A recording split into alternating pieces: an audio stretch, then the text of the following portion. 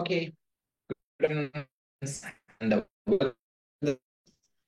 இது உங்களுடைய பிஎல் மூன்றாவது அலகு. ஆகவே மூன்று அலகுல பார்க்க போகிற விடயம் என்ன என்று பார்த்தமாக இருந்தால்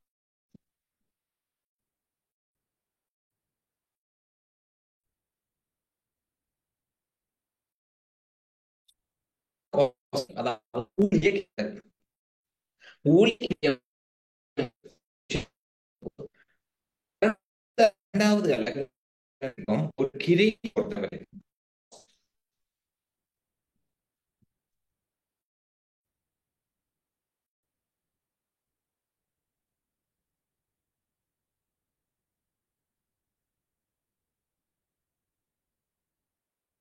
மூன்று வகையான பகுதிகளை உள்ளடக்கின்ற ஒரு கிரியத்தை பொறுத்தவரை இன்க்ளூட்ஸ் மெட்டீரியல் மூலப்பொருள் கிரியம், ஊழிய கிரியம் லேபர் காஸ்ட், அதர் எக்ஸ்பென்சஸ். இந்த காஸ்ட்டை நாங்கள் ரெண்டு பிரிக்கலாம் என்று பார்த்திருக்கிறோம். ஒன்று நேர்கிரியங்கள், கிரியங்கள். The cost and indirect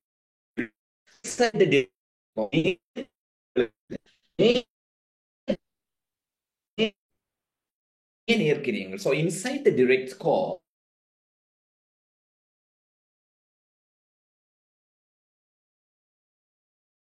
on the other hand, நாங்கள் மறுமணமாக பார்க்கிற போது கிரியங்களுக்குள்ள நேரில் மூலப்பொருட்கள், நேரில் ஊழியம், ஏனைய நேரில் செலவுகள். Indirect cost or overheads includes indirect materials, indirect labor, or other indirect expenses. So in this, now we are going to learn about the labor cost, right? So the chapter 3 of this BL6 session will cover the labor costing matters. So now let's go through the presentation, and whenever the explanations needed, I'll show. ஆகவே transform BL6 நிகழ்ச்சி திட்டத்தினுடைய மூன்றாவது அத்தியாயம், chapter 3 of transform, accounting for labour cost. ஊழிய கிரியங்களுக்கு எவ்வாறு கணக்கு வைக்கிறது? ஊழிய கிரியங்கள் என்றால் என்னன்றது உங்களுக்கு தெரியும். You already have understood what's the meaning of labor cost, but we need to understand what is the accounting procedure. அந்த ஊழிய கிரியங்களுக்கு கணக்கு வைக்கிற முறையை நாங்கள் விளங்கிக் கொள்ள வேண்டும். ஆகவே இப்போது அத்தியாயத்துக்குள்ள போகலாம். In this chapter, what is expected from you? The learning outcomes are: compute labor costs using compute labor cost for a production organization. So both covers compute labor cost. Simply, the entire chapter is about labor costing. வேறுபட்ட ஊதிய முறைகளை பயன்படுத்தி கூலி கிரியத்தை அல்லது ஊழிய கிரியத்தை கணிப்படுதல், உற்பத்தி நிறுவனத்துக்கான கூலி கிரியத்தை கணிப்படுதல். ஆகவே இந்த விடயங்களை தான் நாங்க இப்ப பார்க்க போறோம். So we are going to learn about how to compute the labor cost.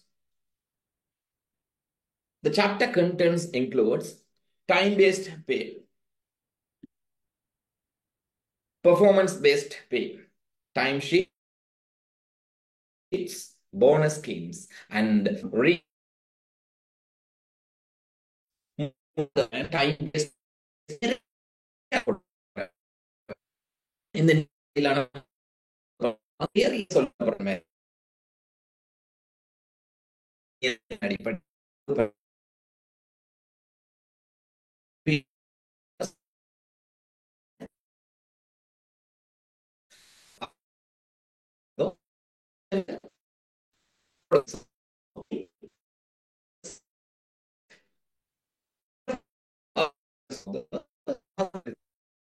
நியமங்கள் ஒரு நாளைக்கு 8 மணித்தியால் சராசரியாக வேலை செய்ய அனுமதிக்கப்படுகிறது. ஆனால் அதற்கு மேலதிகமாக தேவையாக இருந்தால் வேலை செய்யலாம். So an average working period for a day is 8 hours. But sometimes, depending on the work, they may have to work some overtime. 8 மணித்தியாலமும் முழுமையாக வேலை செய்ய முடியாமல் இருக்கலாம், சில தடங்கல்கள் ஏற்படலாம். அந்த நேரத்துல குறிப்பிட்ட நேர அளவு வீணா போன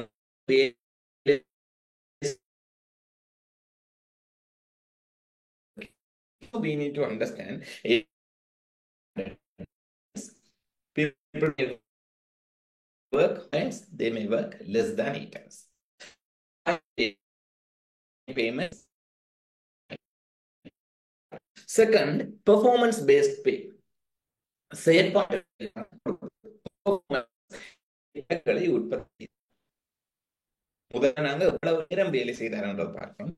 இரண்டாவது படியம் எத்தனை அலகுகள் உற்பத்தி செய்தார்.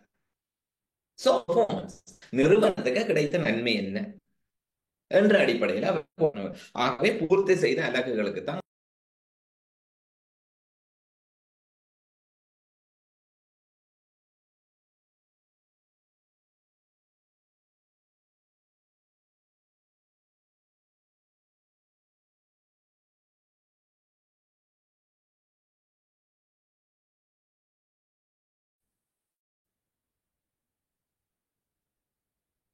மூன்றாவது தலையங்கம் டைம் ஷீட். டைம் ஷீட் வேலை செய்த நேரத்தை பதிவு செய்யறதுக்கான ஒரு தாள், நேரத்தாள். நேர அடிப்படையில அல்லது கால அடிப்படையில கொடுப்பனவை மேற்கொள்ளுகிற நிறுவனங்கள்ல இந்த நேரத்தை பதிவு செய்யறது அவசியம். ஆகவே அது எவ்வாறு பதிவு செய்யப்படுகிறது என்றதை நாங்கள் பார்க்கலாம். நான்காவது விடயம் கேரண்டீட் ரெம்யூனரேஷன், உத்தரவாதம் அளிக்கப்பட்ட ஊதியம். உத்தரவாதம் அளிக்கப்பட்டன்னு சொன்னால் குறைந்தபட்சம் எவ்வளவு ஒரு உத்தரவாதம் ஊழியர்களுக்கு வழங்கப்பட்டது. ஏன்னு சொன்னால் ஊழியர்களை பொறுத்த வரைக்கும் இந்த வேலைதான் அவர்களுடைய வாழ்க்கை வழிமுறையாக காணப்படுகிறது. So, work is their source of income. So they need a guarantee minimum how much they will earn. குறைந்தபட்சம் எவ்வளவு வருமானம் கிடைக்கும் என்ற ஒரு உத்தரவாதம் அவர்களுக்கு வழங்கப்பட்டால் அவர்கள் வேலை செய்யறதுக்கு அது ஒரு ஊக்குவிப்பாக இருக்கும். ஊழியர்களுக்கு நன்மை அளிக்கிற போது நிறுவனத்துக்கு அது தீமையாக இருக்கலாம். Sometimes the guaranteed remuneration may be benefit to the employees but may be a loss to the employer. Chapter bonus, உபகார அல்லது வெகுமதி கொடுப்பனவுகள். So bonus schemes means in addition to what is paid as a regular payment, something extra, that is bonus. வெகுமதி என்று சொல்ற போது வழக்கமான வேலைக்காக கொடுப்பனவு செய்யப்படுகிறதுக்கு மேலதிகமாக வழங்கப்படுகிற ஒரு உபகார தொகை. And 6, recap of the previous part, direct and indirect labor. முன்னர் நாங்கள் கற்றுக்கொண்ட நேர் மற்றும் நேரில் ஊழியங்கள் தொடர்பான விடயங்களை மீட்டல் செய்த சில பயிற்சி வினாக்களை பார்க்க போகிறோம். So let's go inside. Time based pay.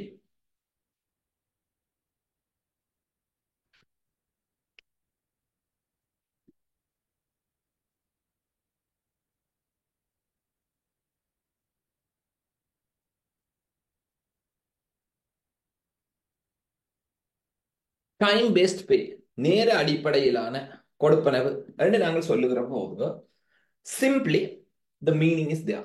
Time based, நேர அடிப்படையிலான.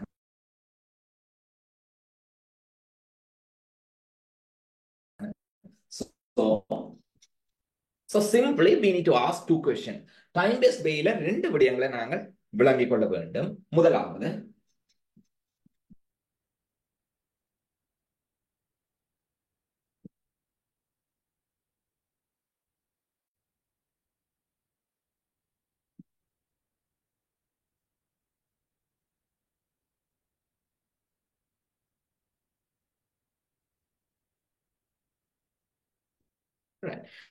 இந்த ரெண்டு விஷயங்களை நாங்கள் விளங்கிக் சொன்னால் so first we need to understand how many hours a particular employee has worked. ஒரு ஊழியர் வேலை செய்தது எத்தனை மணித்தியாலங்கள். இரண்டாவது, what is the rate per hour, ஒரு மணித்தியாலத்துக்கான வீதம் என்ன. So when we want to understand this,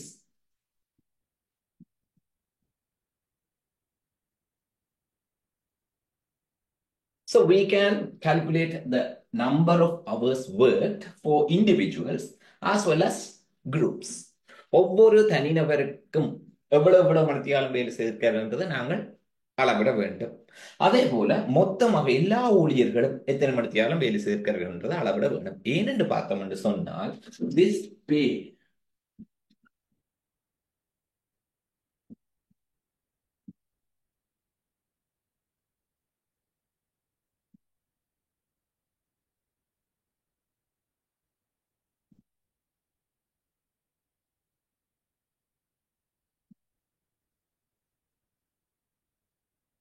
இந்த கொடுப்பனவை எடுத்துக்கொண்டோம்னு சொன்னால் திஸ் லேபர் பே, அதாவது ஊழியர்களுக்கு கொடுக்கப்படுகிற கொடுப்பனவை நாங்கள் எடுத்துக்கொண்டோம்னு சொன்னால் that is income for the employees. ஊழியர்களை பொறுத்த வரைக்கும் அது ஒரு வருமானம். ஆனால் தொழில் தருணரை பொறுத்த வரைக்கும், நிறுவனத்தை பொறுத்த வரைக்கும் அது ஒரு செலவு. ஆகவே ஊழியர்களுக்கு நாங்கள் கொடுக்கிற வருமானம் நியாயமானதாக இருக்க வேண்டும். ஏனென்று பார்த்தோம் என்று சொன்னால் ஊழியர்கள் சொல்லக்கூடாது, நான் உண்மையாக வேலை செய்த நேரத்தை விட எனக்கு செலுத்தப்பட்ட கூலி செலுத்தப்பட்ட நேரம் குறைவாக இருக்கிறது. So the employee should not complain, I have worked many hours but I have been paid for less hours. Then there will be a conflict between the employer and the employee. ஆகவே உண்மையாக வேலை செய்த நேரத்துக்கு கொடுப்பனவு வழங்கப்பட வேண்டும். So the payment shall be given to the work actually performed. So for the number of hours actually worked. On the other hand, மறுபுறமாக நாங்கள் பார்க்கிற போது வேலை செய்த மணித்தியாலங்களை விட கூடுதலான மணித்தியாலங்களுக்கு கொடுப்பனவு வழங்கப்பட்டால், if the employee is paid more hours than actually they have worked, ஊழியருக்கு அது சந்தோஷமா இருக்கும். ஆனால் தொழில் தருணருக்கு அது நட்டமாக இருக்கும். So employee will be happy because he is earning something excess, but the employer will not be happy because it's a loss for the employer.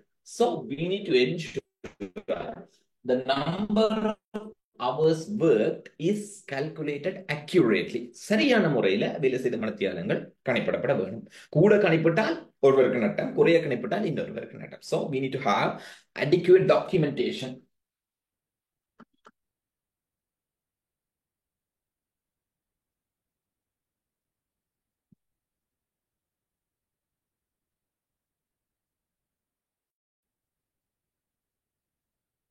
ஆகவே நாங்கள் இதை அளவிட வேணும். மணித்தியாலங்கள் என்றதை அளவிட வேண்டும். So we need to measure the number of hours worked daily, weekly and monthly. ஒவ்வொரு நாளும் வேலை செய்த மணித்தியாலங்கள் எத்தனை எத்தனை எத்தனை, ஒவ்வொரு வாரங்களும் எத்தனை, ஒவ்வொரு மாதமும் எத்தனை. சில நிறுவனங்களை பொறுத்த வரைக்கும் நாளாந்தம் கூலி கொடுக்கப்படும். Some organization pay daily wages. சில நிறுவனங்களை பொறுத்த வரைக்கும் வாராந்தம் கொடுக்கப்படும். Some other organizations pay weekly wages. Rarely few organizations pay monthly wages. நிறுவனம் எந்த அடிப்படையில கூலிய செலுத்துதோ அந்த அடிப்படையில நாங்கள் அளவிட வேணும்.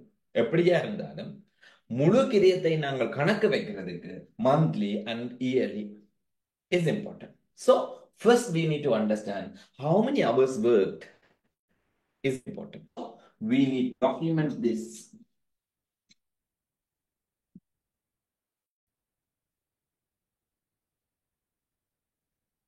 This need to be documented through time sheet. எத்தனை மணித்தியாலங்கள் வேலை செய்யப்பட்டது என்றது டைம் ஷீட் நேரத்தாள்கள் மூலம் ஆவணப்படுத்த வேணும். நேரத்தாள்கள் என்றதை நாங்கள் பிறகு படிக்க போறோம். So we'll be learning what time sheet means a little later. But basically time sheet mean number of hours worked.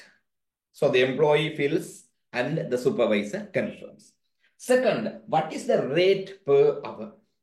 So rate per hour may be different between employees.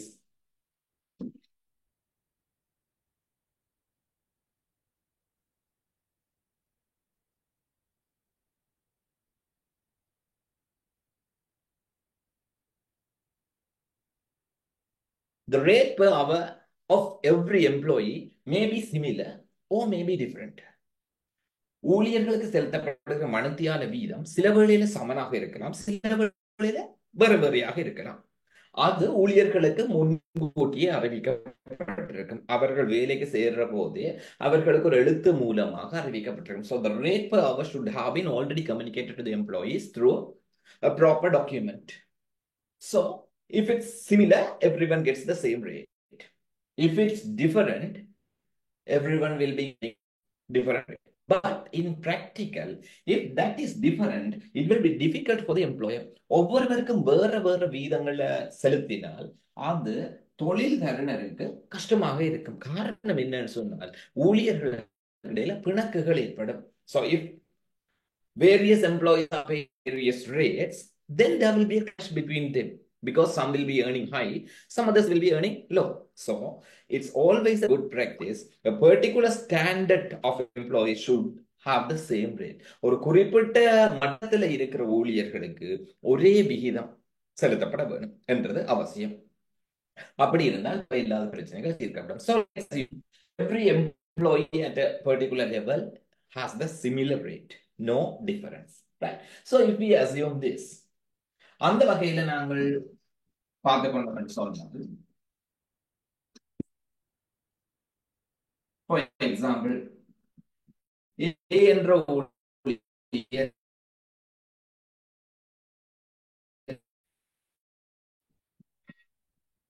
A என்ற ஊழியர் வேலை செய்த மணித்தியாலங்கள் 80, B என்ற ஊழியர் வேலை செய்த மணித்தியாலம் 60, C என்ற ஊழியர் வேலை செய்த மணித்தியாலம் 30.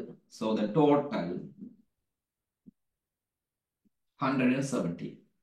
The rate ஒரு மணித்தியாலத்துக்கு 100 ரூபாய் வீதம் செலுத்தப்படுகிறது. So everyone gets the same. So what is the labor cost? The labor cost for this week 8,000, 6,000, 3,000. So the total will be 17,000. Right. So it's a simple formula. ஆகவே இதை நீங்க விளங்கி கொண்டீங்கன்னு சொன்னா இது நேரடியாக ஒரு சமன்பாடு. அதாவது இந்த ரெண்டு விடயங்களை பெருக்கிறதன் மூலம்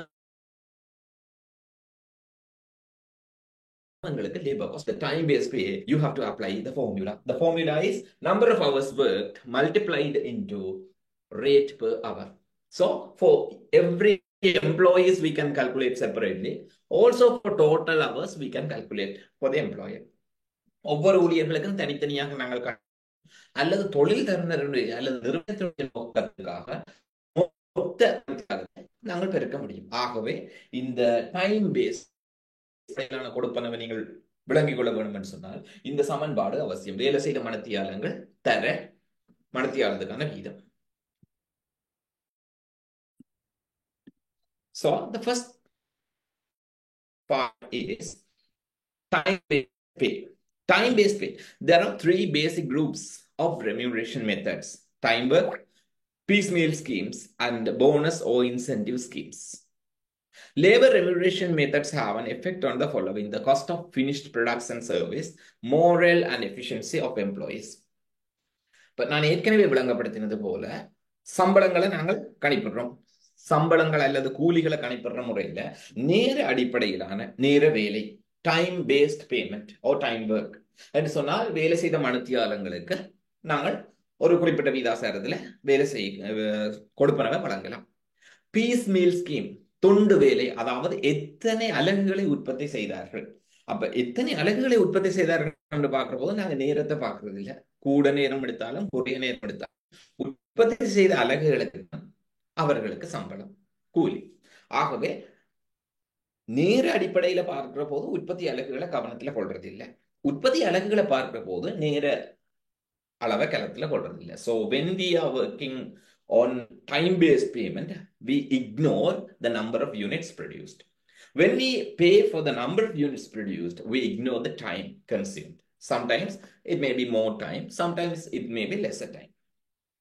In addition to these two, there are some bonus என்றதுக்கு மேலதிகமாக தங்களும் காணப்படலாம் நிறுவனங்கள்ல. இப்ப இந்த ரெண்டு விஷயத்தை நாங்க பார்க்கிற போது இந்த பேமெண்ட் என்ன அடிப்படையிலான கொடுப்பர் சம்பந்தம். So it relates to two parties. முதலாவது ஊழியர், எம்ப்ளாயி, ஒர்க்கர். ரெண்டாவது தொழில் தருணர் அல்லது நிறுவனம், the employer or the organization. இந்த ரெண்டு பேருக்கு ஒருவர் மற்றவர் server. So one party provides the service and another receives the service. Instead, one party makes the payment and another party receives the payment.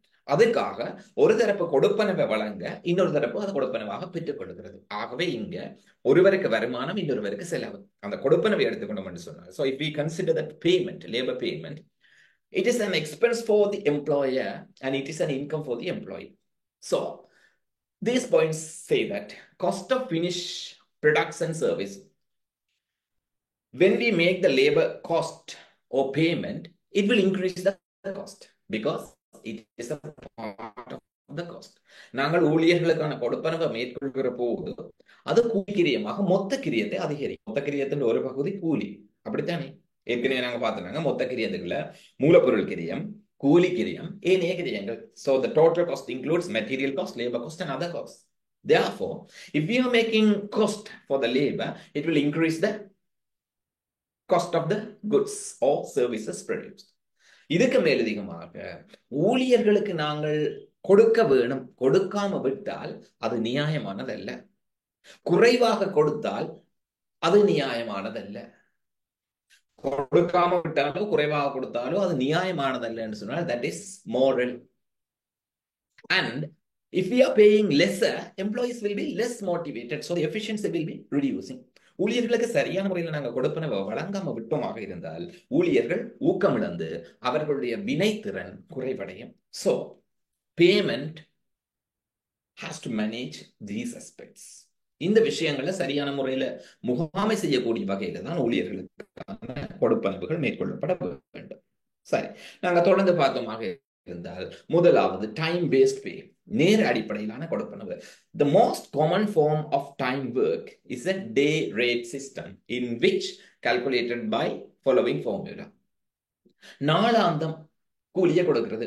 ஒவ்வொரு ஊழியர்களும் பிரதானமாக தொழிற்சாலை ஊழியர்கள், the production employees, production labor, தொழிற்சாலை ஊழியர்கள் நாளாந்தம் வேலை செய்துட்டு நாள் முடிவில் கூலியை பெற்றுக்கொண்டு போவார்கள். ஆகவே ஒவ்வொரு நாளும் அவர்களுக்கு செலுத்தப்படுகிற கூலியை அவர்கள் வேலை செய்த மணித்தியாலத்தின் அடிப்படையில் இருக்கும். So simply the formula, கூலியை கணிப்படுறதுக்கான சமன்பாடு எப்படி என்று சொன்னால் வேலை செய்த மணித்தியாலங்களை மணித்தியாலத்துக்கான கூலி இருக்கும்.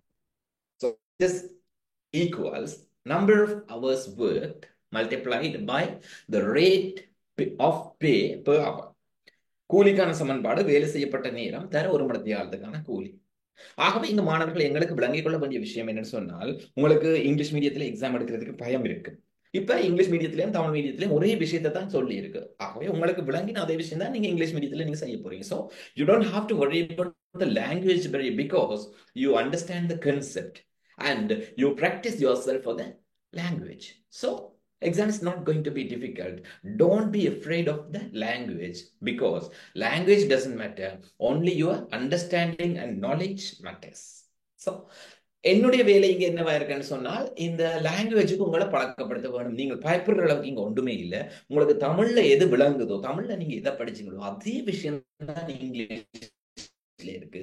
முக்கியமான டேர்ம்ஸ் மட்டும் நீங்க விளங்கி கொண்டீங்கன்னா போதுமானது. So even in this case time based பேன்றதுல கூட நீங்க விளங்கிக் கொள்ள வேண்டிய விஷயம் என்னன்னு சொன்னால் அந்த formula wages equals hours worked multiplied by rate of pay per hour.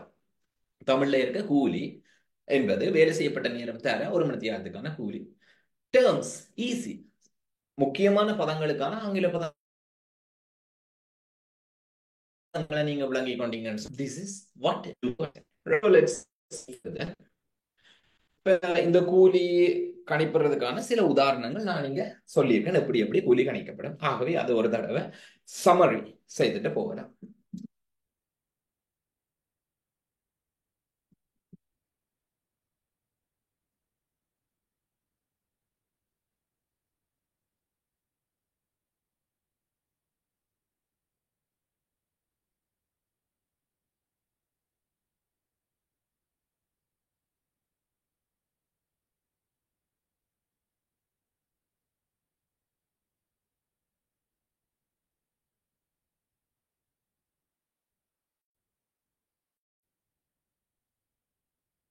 Right, that's all. நீங்க விளங்கிக் கொள்ள வேண்டிய விஷயம் இந்த சமன்பாடு மட்டும்தான். So only this formula you need to understand about the time-based pay.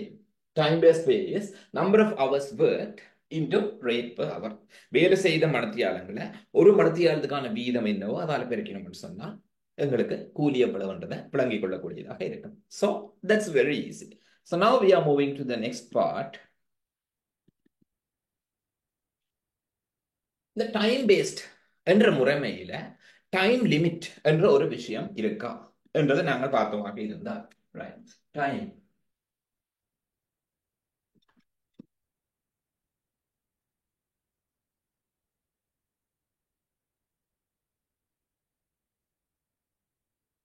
Labour agreement, ஊழிய ஒப்பந்தம். ஊழிய ஒப்பந்தம்ன்றது பெரும்பாலான நிறுவனங்கள்ல காணப்படும் ரெண்டு தரப்பினருக்கு இடையில் இருக்கிற ஒப்பந்தம், அதாவது தொழில் தரனருக்கும் தொழிலாளிக்கும். So between the worker and the employer there shall be an agreement. அந்த அக்ரிமெண்ட்ல பல விஷயங்கள் உள்ளடக்கப்பட்டிருக்கலாம். அதுல ஒரு முக்கியமான விஷயம்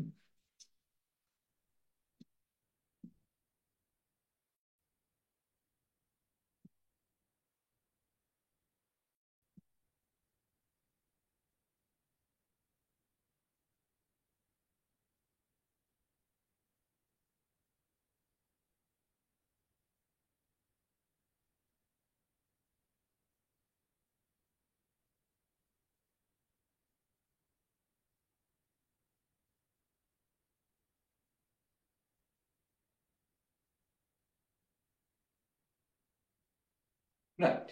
இந்த லேபர் அக்ரிமெண்ட்ல உள்ளடக்கப்பட்டிருக்கக்கூடிய ஒரு முக்கியமான விஷயம் தான் ஸ்டாண்டர்ட்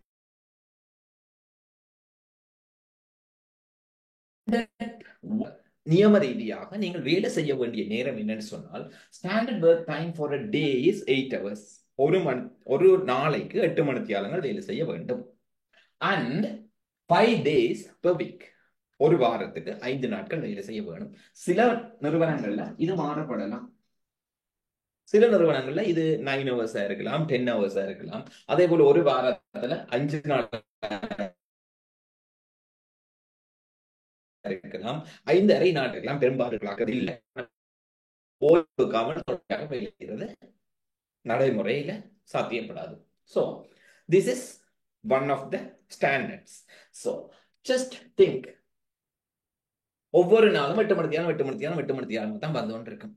சில வேளையில எங்களுக்கு ஒர்க் லோட் அதிகமாக இருந்தால், வேலைப்பளு அதிகமாக இருந்தால் 8 மணித்தியாலத்தில் வேலை செய்து எங்களோட ஒர்க் லோட குறைக்க முடியாது. அதனால மேலதிகமாக வேலை செய்ய வேண்டி இருக்கும்.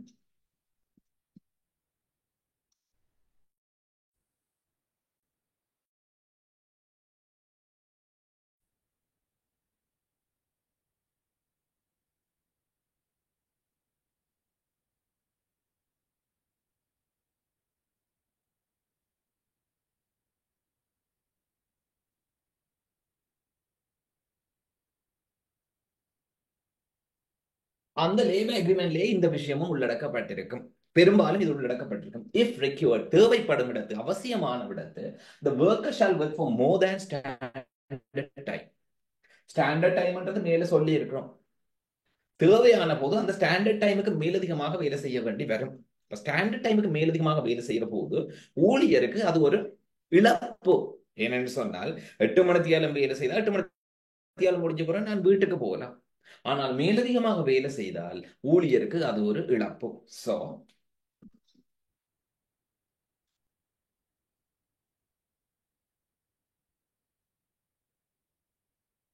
It's a loss of their personal time. அவர்களுடைய தனிப்பட்ட நேரத்துல இது ஒரு இழப்பாக காணப்படுகிறது. ஆகவே தனிப்பட்ட நேரம் இழக்கிறதால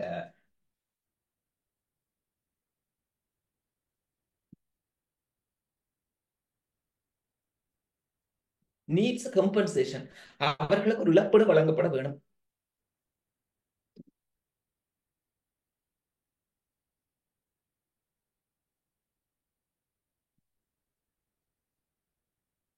that is more than standard rate. வழங்கப்படுகிற ரேட் அவரை விட கூடுதலான ஒரு ரேட் வழங்கப்பட வேணும். ஏனென்று சொன்னால் அவர்கள் சாதாரணமாக வேலை செய்யறதை விட கூடுதலாக வேலை செய்திருக்கிறார்கள். சாதாரணமாக வேலை செய்ததை விட கூடுதலாக அவர்கள் வேலை செய்தார்கள் என்று சொன்னால் சாதாரணமாக வழங்கப்படுகிற வீதத்தை விட கூடுதலாக வழங்கப்பட வேண்டும். So, more than standard hours. So this is called OT rate. இதை நாங்க சொல்லுவோம் மேலதிக மேலை நேர வீதம், over time rate. So this is standard rate, this is overtime rate. For example, ஒரு உதாரணத்தை நாங்கள் எடுத்துக்கொண்டோம் என்று சொன்னால் number of hours worked. ஒரு வாரத்துல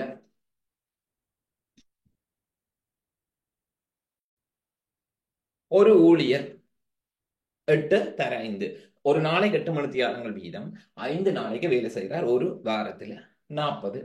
அவருடைய ரேட் 250 என்று எடுத்துக்கொண்டோம் என்று சொன்னால்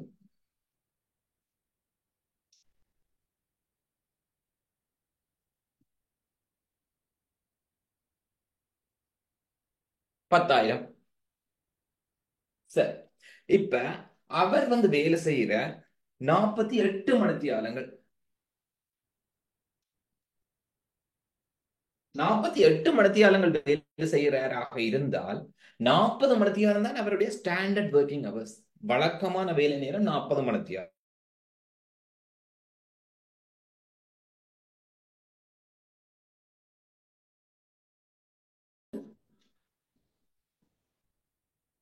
எட்டு ரெண்டு தனியாக இருக்கிறோம். 40 மணித்தியாலம் வழக்கமான, 8 மணித்தியாலம் மேலதிகமானது. இப்ப இங்க நாங்க எங்களோட ஓவர் டைம் ரேட் 1.25% என்று எடுத்துக்கொள்வோம். உதாரணமாக 1.25% என்று சொன்னால் வழக்கமான வீதத்தின் 1.25 மடங்கு. சரி, இலகுவாக கணிக்கிறதுக்காக நாங்கள் அதை 1.5% எடுத்துக்கொள்வோம். அதாவது வழக்கமான வீதத்தின் 1.5 மடங்கு. அப்ப இங்க நாங்க பார்த்தோம்னு சொன்னால் 40 மணித்தியாலத்துக்கு வழக்கமானது, மேலதிக மணித்தியாலத்துக்கு மேலதிகமானது. சோ இந்த இடத்துல பி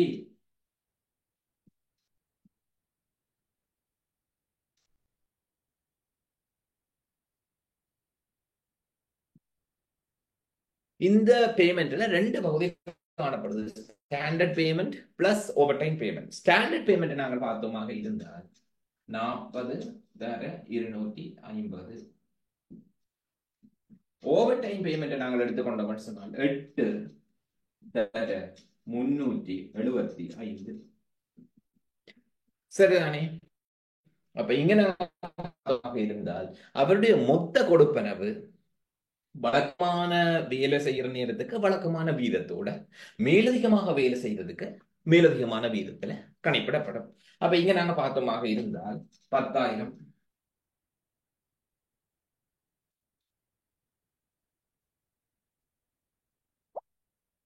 1,500 11,500. இந்த 11,500க்கு நாங்கள் பார்க்கிறோம்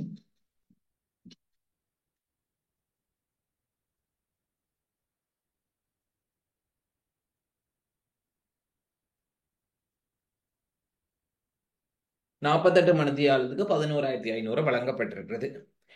48 மணித்தியாலத்துக்கு நாங்கள் சாதாரண வீதத்துல வழங்கினால் இதை விட ஒரு குறைஞ்ச தொகை, அதை விட நாங்கள் மேலதிகமாக வழங்கியிருக்கோம். சோ இது வழக்கமான தொகை, standard plus special.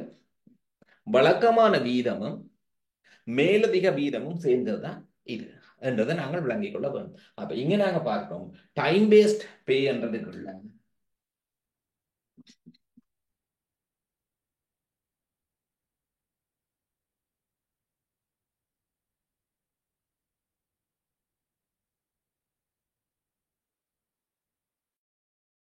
Standard payment வழக்கமாக ஊழியர்களுக்கு செலுத்தப்படுகிற பேமெண்ட், அதோட ஓவர் டைம் பேமெண்ட் மேலதிக வேலை நேரம் காணப்பட்டிருந்தால் அதுக்காக செலுத்தப்படுகிறது உள்ள என்றதை நாங்கள் விளங்கிக் கொண்டோம் என்றால் போதுமானதாக இருக்கும். ரைட், இது உங்களுடைய பாடப்புத்தகத்தில் தரப்பட்டிருக்கிற ஒரு உதாரணத்தை நாங்கள் எடுத்துக்கொண்டோம் என்று சொன்னால் இந்த உதாரணத்தின்படி இறுதி பந்தியை பார்க்கணும். Over time premium is the extra rate per hour which is paid, not the whole payment for the overtime hours. So இதுல overtime premium என்ற ஒரு விஷயத்தை நாங்கள் பார்க்க வேண்டும்.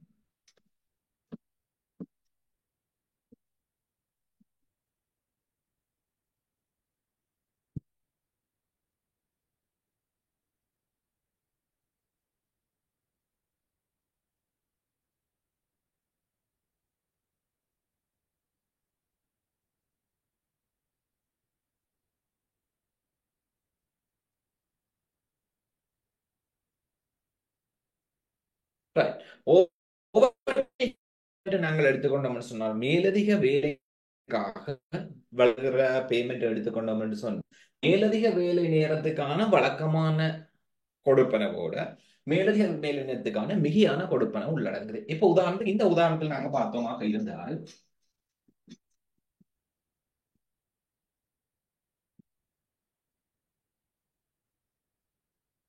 சரி, இப்ப நாங்க பார்க்கிறோம் ஸ்டாண்டர்ட்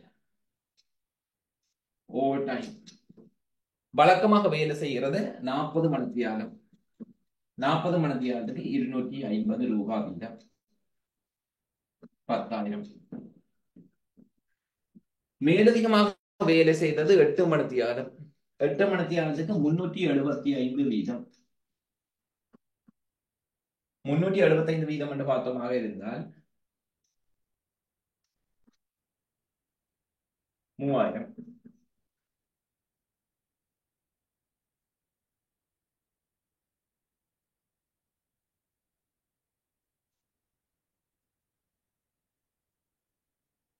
3000.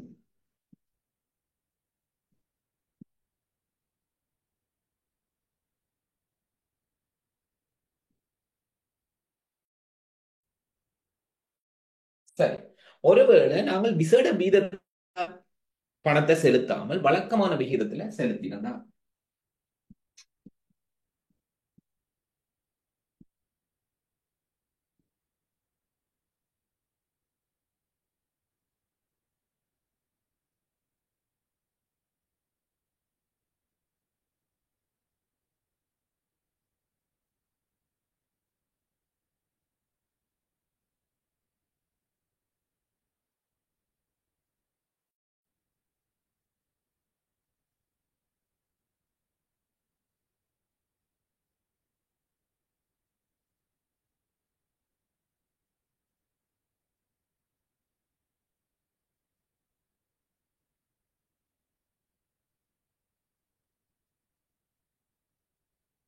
சரி, இப்ப இந்த இடத்துல பார்த்தோமா இருந்தால் எங்களுக்கு வந்து ஓவர் டைம் பே எவ்வளவு பார்த்தோம்னு சொன்னால் 3000. நாங்க செலுத்தியிருக்கிற ஓவர் டைம் பே 3000. ஆனால் ஓவர் டைம் பிரீமியம் 1000. ரெண்டுக்கும் இடையில வித்தியாசம் இருக்கின்றதை நாங்க விளங்கிக் கொள்ள வேண்டும். ஓவர் டைம் பே என்று சொன்னால் மேலதிக நேரத்தை மேலதிக நேர வீதத்தால பெருக்கினால் வாருது. ஓவர் டைம் பிரீமியம் என்று சொன்னால் மேலதிக வேலை நேரத்தை சாதாரண வீதத்துல செலுத்துறதை விட மேலதிகமாக இவ்வளத்துக்கு கொடுத்திருக்கோம். இப்ப 8 மணித்தியாலம் 8 மணித்தியாலத்துக்கு நாங்கள் 250 படி கொடுத்திருந்தோம் என்று சொன்னால் 2000 ரூபாய் தான் கொடுத்திருப்போம். 375 படி கொடுத்ததால 3000 கொடுக்கிறோம். ஆகவே மிகையாக கொடுத்தது பிரீமியம் எவ்வளவு என்று கேட்டால் 1000. ஓவர் டைம் பேமெண்ட்டும் ஓவர் டைம் பிரீமியமும் சமன் அல்ல. ஓவர் டைம் பேமெண்ட்ன்றது நாங்க இங்க கணித்தது. ஓவர் டைம் பிரீமியம் என்றது சாதாரண வீதத்துல கொடுக்காமல் மேலதிக வீதத்தால் கொடுத்ததால ஏற்பட்ட மேலதிக கொடுப்பனவு. ஆகவே அதை உங்களோட பாட புத்தகத்துல தந்திருக்க விடயத்தை தான் நாங்க இப்ப கலந்துரையாடிக்கின்றோம். நீங்க பார்த்தோம்னு சொன்னால் கடைசி பந்தியில last paragraph says the overtime premium is the extra rate per hour which is paid, not the whole of the payment for the overtime hours. overtime ஹவர்ஸுக்கு நாங்கள் முழுமையாக செலுத்தினதே உள்ள நாங்கள் மேலதிகமாக செலுத்திய, அதாவது வழக்கமான வீதத்தை விட மேலதிகமாக செலுத்தியது எவ்வளவு என்றது தான் உள்ளடக்கம். ஓவர் டைம் பிரீமியம் இந்த மேலதிக வேலை நேர கொடுப்பனவை நாங்கள் எடுத்துக்கொண்டோம் என்று சொன்னால் ஒரு பரவலான வினா காணப்படுவது இந்த ஓவர் டைம் ஒரு நேர்கிரியமா நேரில் கிரியமா?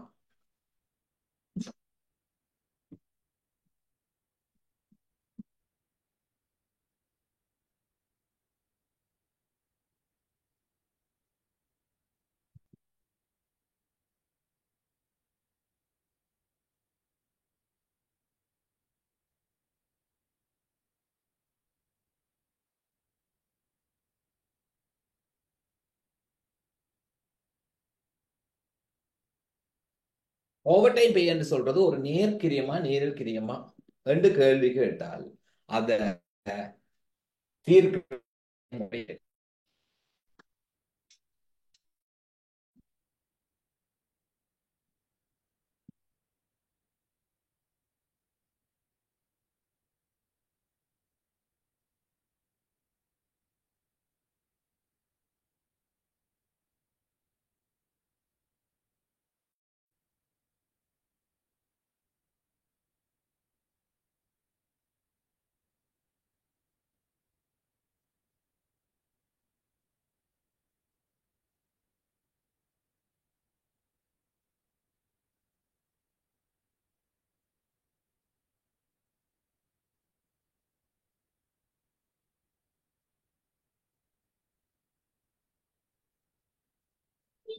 Right, this is a basic rule.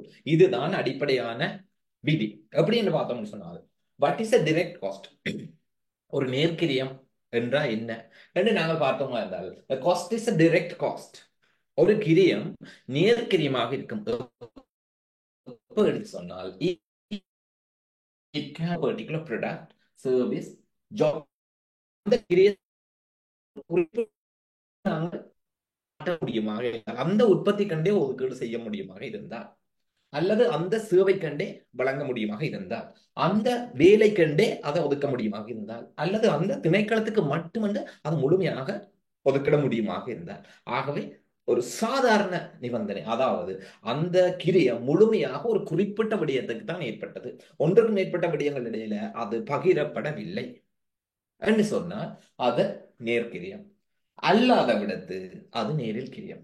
ஆகவே இந்த கேள்விக்கு விடை over time pay is direct cost or indirect cost.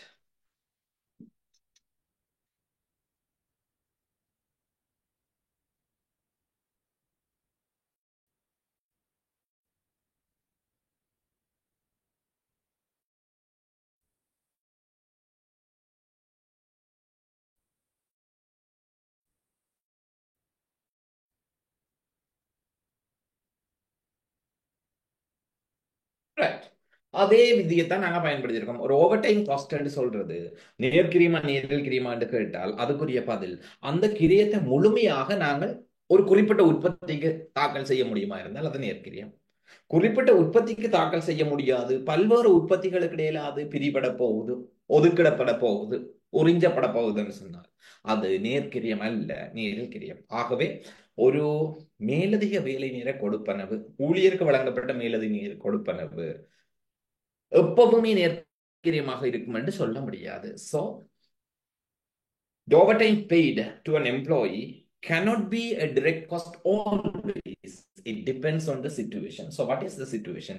This rule applies. So I'm sure you might have understood. So let's move further. The same thing here.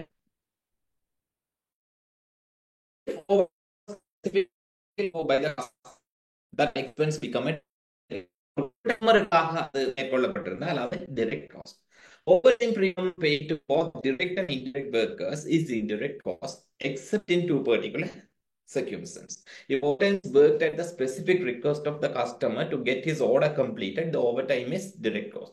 ஒரு குறிப்பிட்ட வாடிக்கையாளர் எனக்கு cost கூடினாலும் பரவாயில்லை, எனக்கு அவசரமா இந்த பொருள் தேவை, செலவிட்டாவது எனக்கு இந்த வேலையை முடிச்சு தர வேணும் என்று கேட்டால் அது அந்த கஸ்டமருக்கு மட்டும், அந்த மேலதிக வேலை நேரம், தி ஓவர் டைம் பேமெண்ட் அந்த கஸ்டமர்கிட்ட ஒர்க்குக்கு மட்டும். So this can be trace to a particular job, குறிப்பிட்ட வாடிக்கையாளருடைய வேலைக்குன்னு சொல்லி இதை நாங்கள் ஒதுக்கீடு செய்ய முடியும். ஆகவே இது நேர்கிரியம்.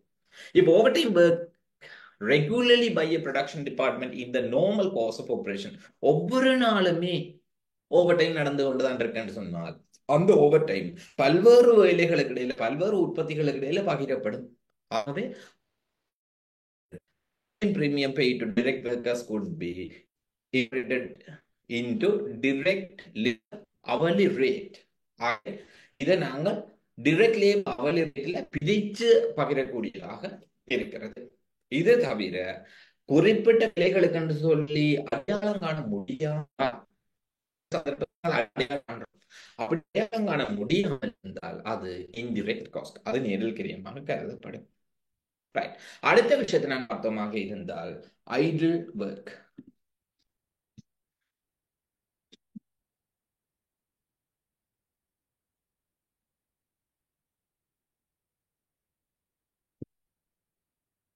ஊழியர்களுக்கு நாங்கள் வேலை செய்கிற நேரத்துக்கு கொடுப்பனவு செய்கிறோம். ஆனால் வேலை செய்கிற நேரம் என்றது என்ன?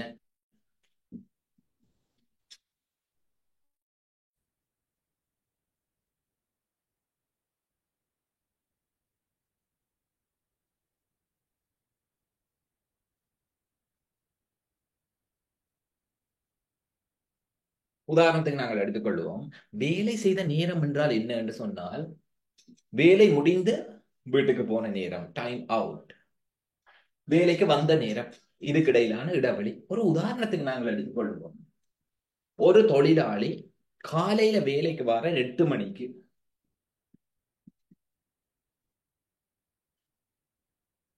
வேலை முடிஞ்சு போறார் மாலை 5 மணிக்கு.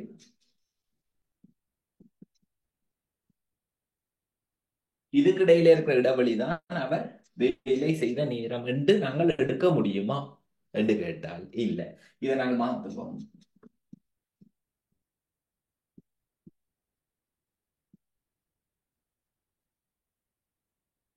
அவர் 9 மணித்தியாலம் வேலை செய்தவரா என்று கேட்டால், அவர் 9 மணித்தியாலம் ஆபீஸ்ல இருந்தவர். 9 மணித்தியாலம் வேலை செய்தவரா என்று கேட்டால் தெரியாது. இந்த 9 மணித்தியாலத்துக்குள்ள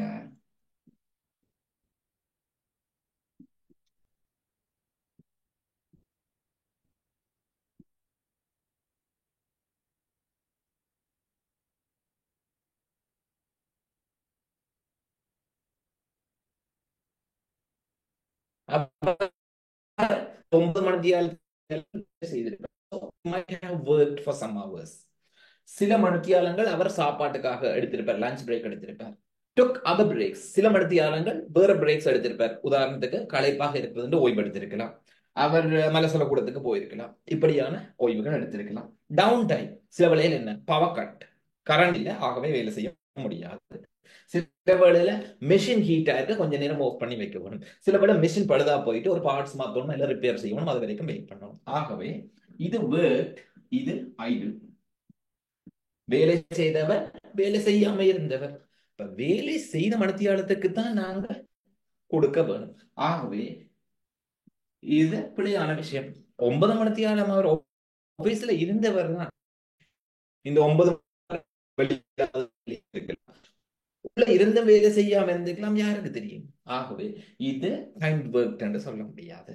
இங்க ஐடில் அவர்ஸ் என்ற ஒரு எண்ணக்கரை காணப்படுது. இப்ப ஐடில் அவர்ஸுக்கு வேலை செய்யாமல் இருந்த அல்லது வீணடிக்கப்பட்ட வேலை நிறுவனம்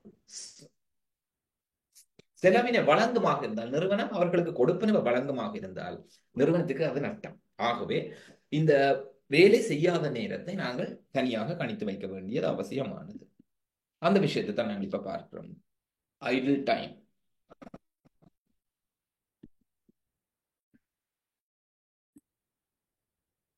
Idle time has a cost because employees will still be paid their basic wage or salary for the unproductive hours, and so there should be a record of idle time. இப்போ உண்மையாக idle டைமுக்கு நாங்கள் கொடுப்பனவை செலுத்துவோமாக இருந்தால் அது எங்களுக்கு ஒரு நட்டம்.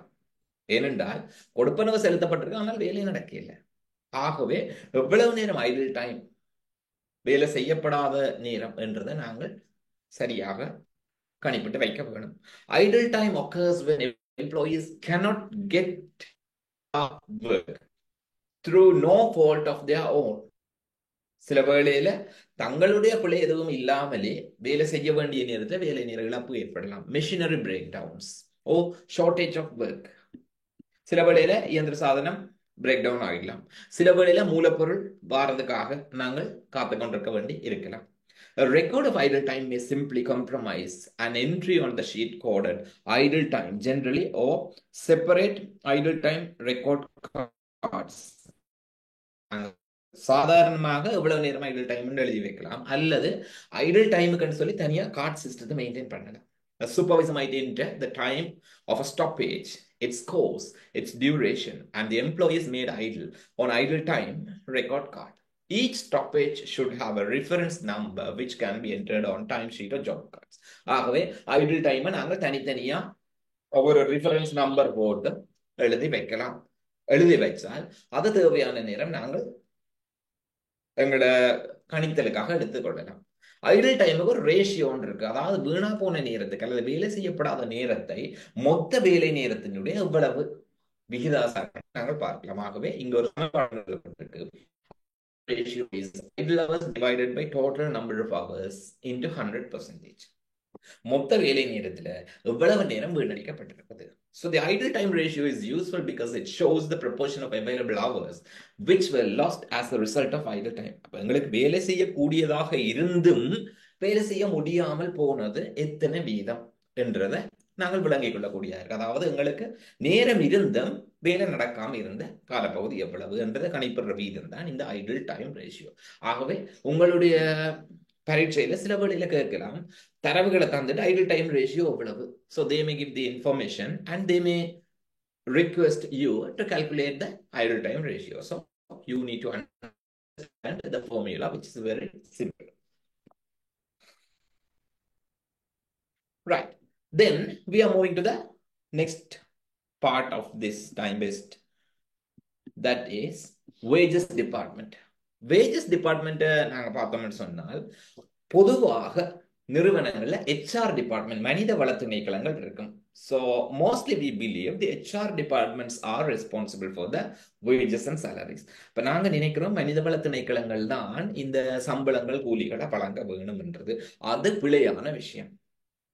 உதாரணத்துக்கு நீங்கள் BL5 படிச்சிருந்தால் உங்களுக்கு தெரிஞ்சிருக்கும். அதாவது மனிதவள திணைக்களத்தில் இருந்து சம்பள நடவடிக்கைகள் தனியாக பிரிக்கப்படுகிறது அவசியம்.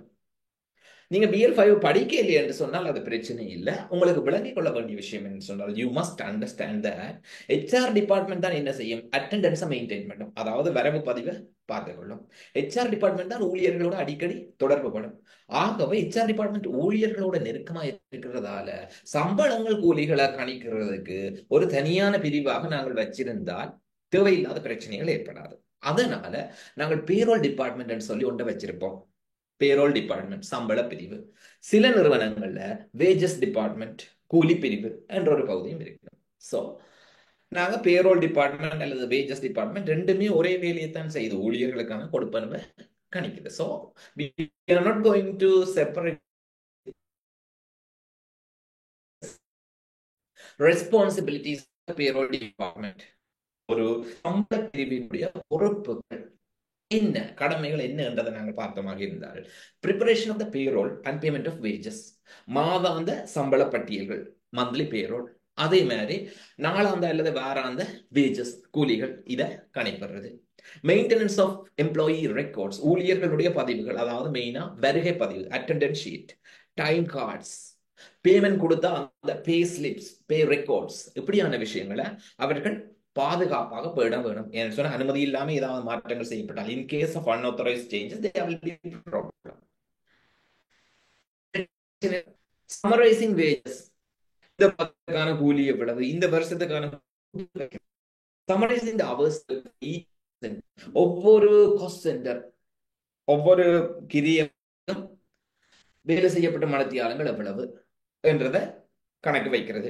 Summarising other payroll information, example bonus payment, pension, payroll சம்பந்தப்பட்ட ஏனைய விஷயங்களை கணக்கு வைக்கிறது. Providing an internal check for the preparation of pay out of wages, சம்பளத்தை கொடுக்கிற போது கூலிகளை கொடுக்கிற போது எவ்வளவு கொடுக்கப்படுது, கணிக்கப்பட்டது எவ்வளவு, கொடுக்கப்பட்டது எவ்வளவு, இந்த இரண்டையும் cross check பண்ணி பார்க்கணும். சில வேளையில கணிக்கப்பட்டதை விட கூடுதலாக கொடுக்கப்பட்டதுன்னு சொன்னா நிறுவனத்துக்கு நட்டம். In case excess payment has been made for payroll, then the organization will be in loss. Therefore there need to be an internal check. அங்க ஒரு உள்ளார்ந்தமான சோதனை ஒன்று நடத்தப்பட வேணும். அந்த சோதனையை செய்கிறது wages department or payroll department. So now we have seen what is the responsibility of the payroll department. payroll department என்னென்ன கடமைகளை நிறைவேற்ற வேண்டும் என்ற விஷயத்தை நாங்கள் இப்போது பார்த்திருக்கிறோம். தொடர்ந்து நாங்கள் பார்க்க போனோமாக இருந்தால் high day rate system.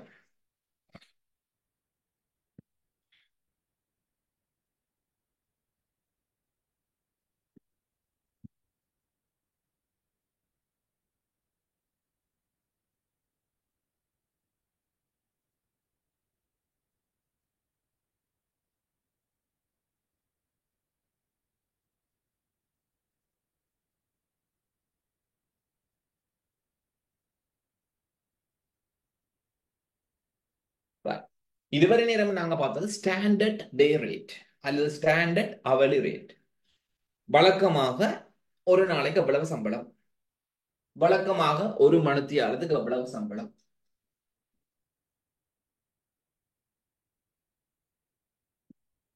So இது ரெண்டுமே டைம் பேஸ்ட்.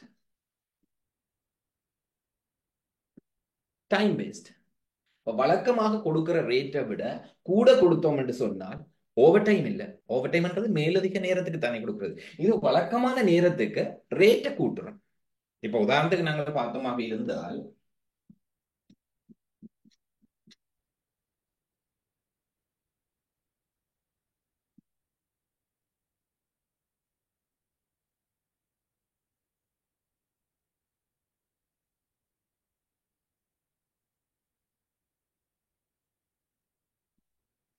சரி, இது ஸ்டாண்டர்ட் ரேட் என்று வச்சுக்கொள்ளும்.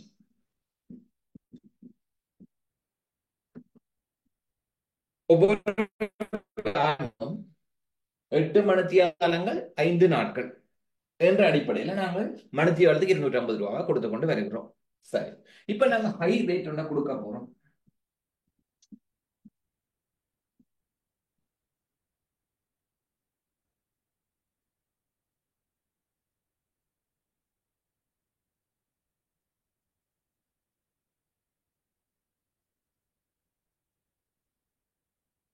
கூடின ஒரு ரேட் ஒண்ணு நாங்கள் கொடுக்கறதுக்கு விரும்புறோம் என்று வச்சுக்கொள்வோம். Weekly 8 hours into 5 days paid at 300 rupees per hour. இப்ப வழக்கமாக கொடுக்கிற 250 இருந்து நாங்கள் இப்ப 300 கொடுக்க விரும்புறோம். இப்ப 300 கொடுக்க விரும்புறோம் என்று சொன்னால் நிறுவனத்துக்கு உண்மையாக loss.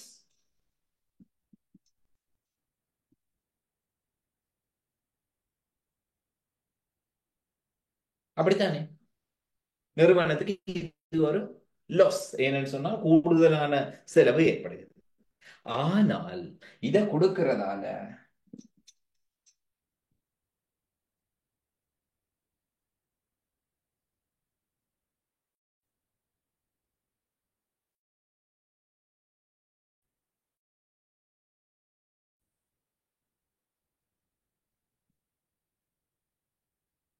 motivates employees for more productivity.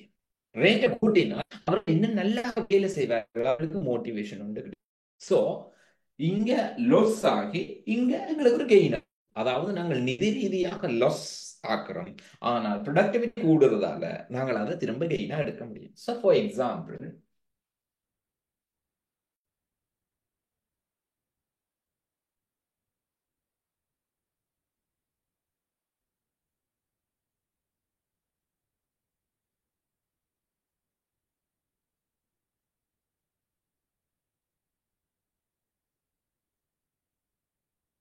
நாங்கள் ஸ்டாண்டர்ட் ரேட் கொடுக்கிற போது ஒரு நாளைக்கு 800 அலகு உற்பத்தி செய்யப்பட்டிருக்கு. ஆகவே வாரத்துக்கு 4000 அலகு உற்பத்தி செய்யப்பட்டிருக்கு. ஆனால் நாங்கள் ஹை ரேட்டை கொடுக்கிற போது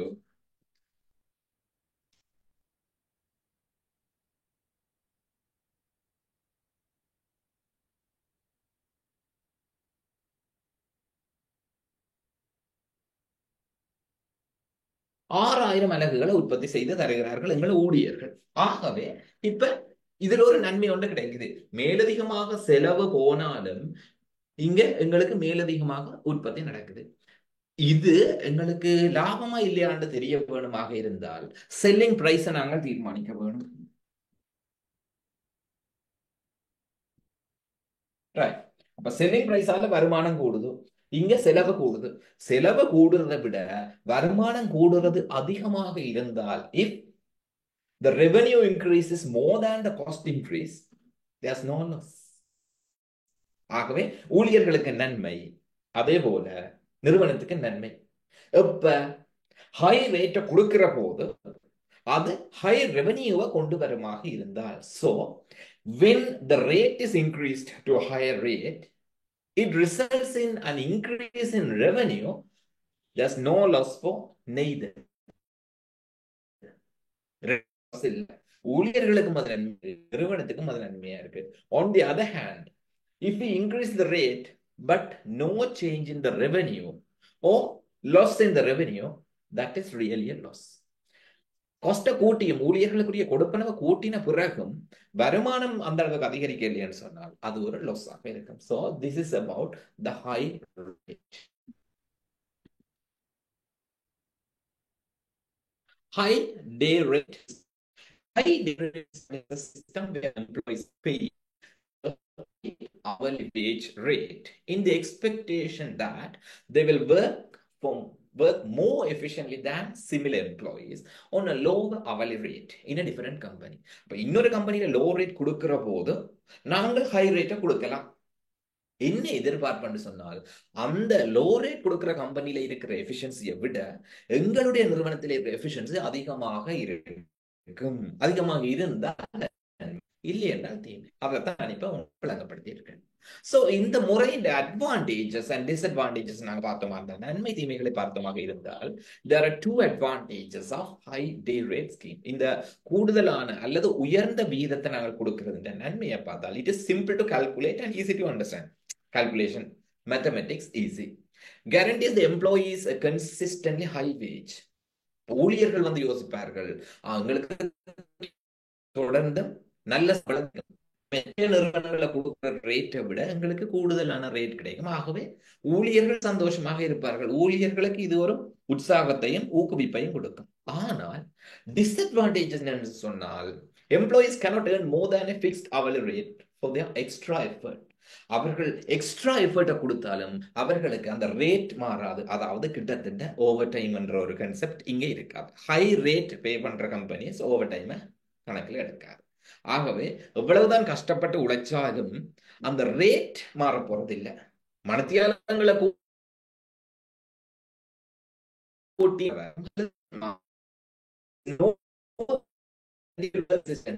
ஒரு எங்களுடைய நிறுவனத்தில் ரேட் கொடுக்கப்பட்டு அந்த ஹை ரேட் சிஸ்டம் சரியா ஒர்க் பண்ண இல்லைன்னா திரும்பவும் ஒரு ரேட்டுக்கு போகும். ஆகவே தொடர்ந்து ஹை ரேட் ஏர்ன் பண்ணக்கூடியதா இருக்குமான்றது நிச்சயம் இல்லை. So there's no guarantee will work constantly. Employees are expected to work at a normal rate of output, even if this entails low rate தான் கொடுக்குறாங்க, ஹை ரேட் சொன்னால் ஹை பிரஷர் போவாங்க. விரும்புறது இல்லைன்னு சொன்னா normal ரேட்ல நாங்க நார்மலா வேலை செய்துட்டு போவோம். ஹை ரேட்டை தந்து ஹை பிரஷர் எடுத்து வேலை செய்யறதுக்கு எங்களால் முடியாத அந்த ஊழியர்கள் யோசிச்சால் இது வந்து ஒரு டிஸ்அட்வான்டேஜாக இருக்கு. So we need to understand high day rate is good sometimes, but also that is disadvantages in other occasions. இதை நாங்க விளங்கி கொண்டோம்னு சொன்னால் நாங்கள் இப்போது அடுத்த பகுதிக்கு போகலாம். அடுத்த பகுதி performance based pay.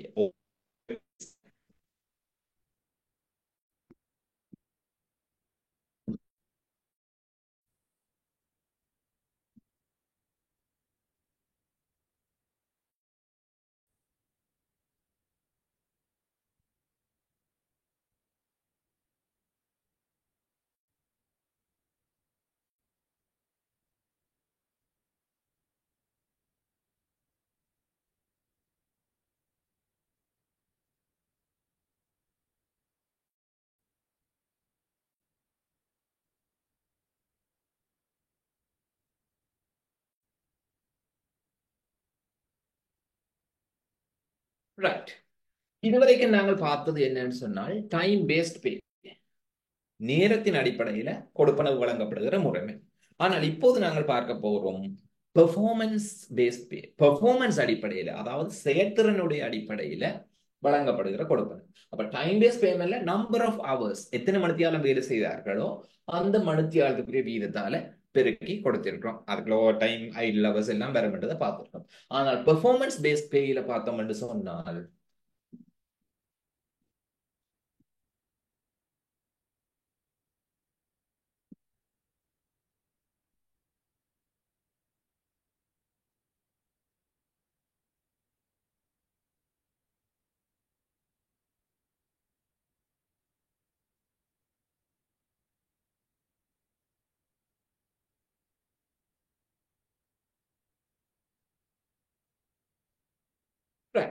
Performance paste என்றது நாங்கள் பார்த்தோமாக இருந்தால் number of units performed multiplied by rate per unit. இங்க நம்பர் ஆஃப் ஹவர்ஸ், இங்க நம்பர் ஆஃப் யூனிட்ஸ். அங்க ரேட் பெர் ஹவர், இங்க ரேட் பெர் யூனிட். சோ அங்க ஹவர் என்று சொன்னது, மணித்தியாலம் என்று சொன்னது இங்க நாங்க யூனிட், அலகு என்று மாத்துறோம். அப்ப இங்க கூட நேரம் வேலை செய்யறது, குறைய நேரம் வேலை செய்யறதுன்றது எல்லாம் இல்ல.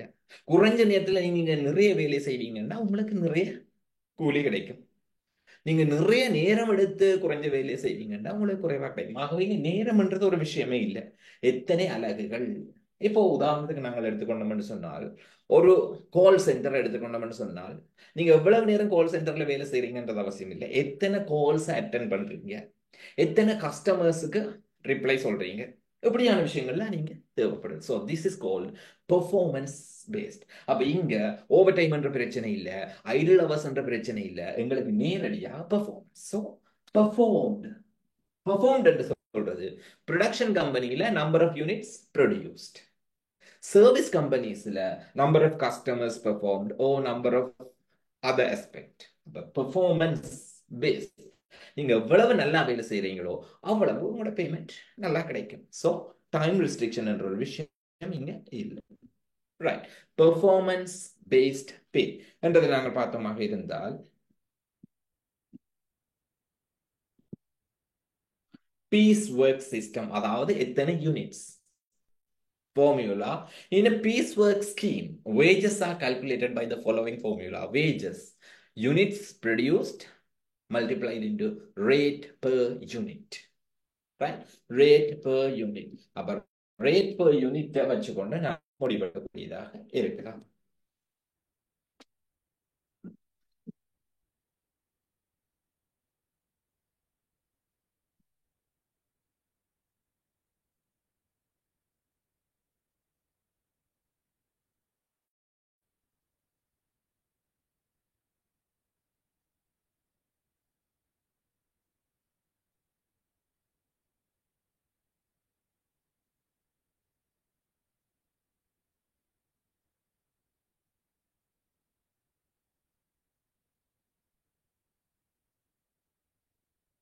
Right. Simply, இதுதான் work agreement.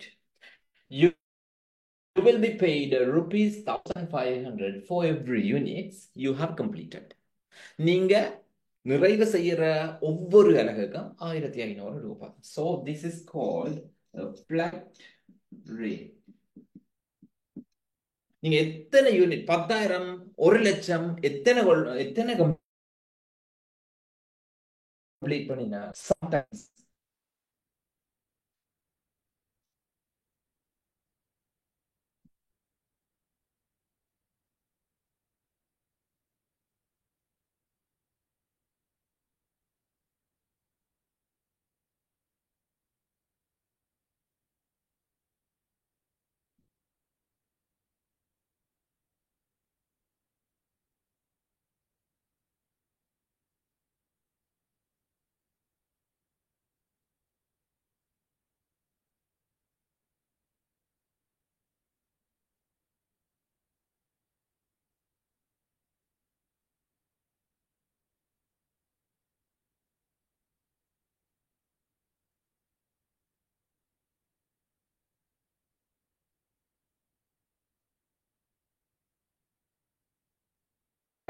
work arrangement என்ன சொல்லுதுன்னு சொன்னால் you will be paid as follows. First, rupees 1,500 per unit for first 1,000 unit. முதல் 1,000 யூனிட்டை நீங்க நிறைவு செய்யற வரைக்கும் ஒவ்வொரு யூனிட்டுக்கும்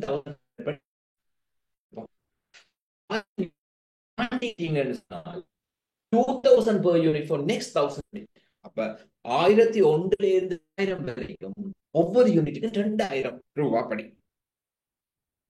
அதையும் நீங்க தாண்டிட்டீங்கன்னு சொன்னால் 2,001வது அலகிலிருந்து, so from the 2,001 units and above, அதுக்கு மேல ஒவ்வொரு அலகுக்கும் 2,500. so this is not a flat rate, this is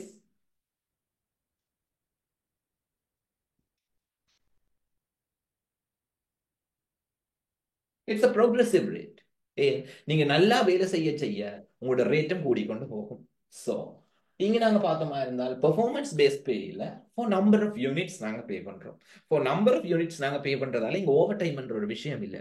ஆகவே ஓவர் டைம் இல்லைன்னு சொன்னா ஊழியர்களை நல்லா வேலை செய்ய தூண்ட முடியாது. நல்லா வேலை செய்ய தூண்ட வேணுமாக இருந்தால் நாங்க ப்ரோக்ரெசிவ் ரேட் ஒன்றை இன்ட்ரோடியூஸ் பண்ண வேணும். ப்ரோக்ரெசிவ் ரேட்டை இன்ட்ரோடியூஸ் பண்ணினா இந்த முறையில ஊழியர்கள் என்ன செய்வார்கள், வேகமா 1,000 யூனிட் கம்ப்ளீட் பண்ணிடுவார்கள். ஏன்னா இன்னும் ரேட் கூட போகுது. அடுத்த 1,000 இன்னும் வேகமா கம்ப்ளீட் பண்ண ட்ரை பண்ணுவார்கள். ஆகவே இங்க எஃபிஷியன்சியோ ப்ரொடக்டிவிட்டி வந்து கூடுறதுக்கான சந்தர்ப்பம் இருக்கு.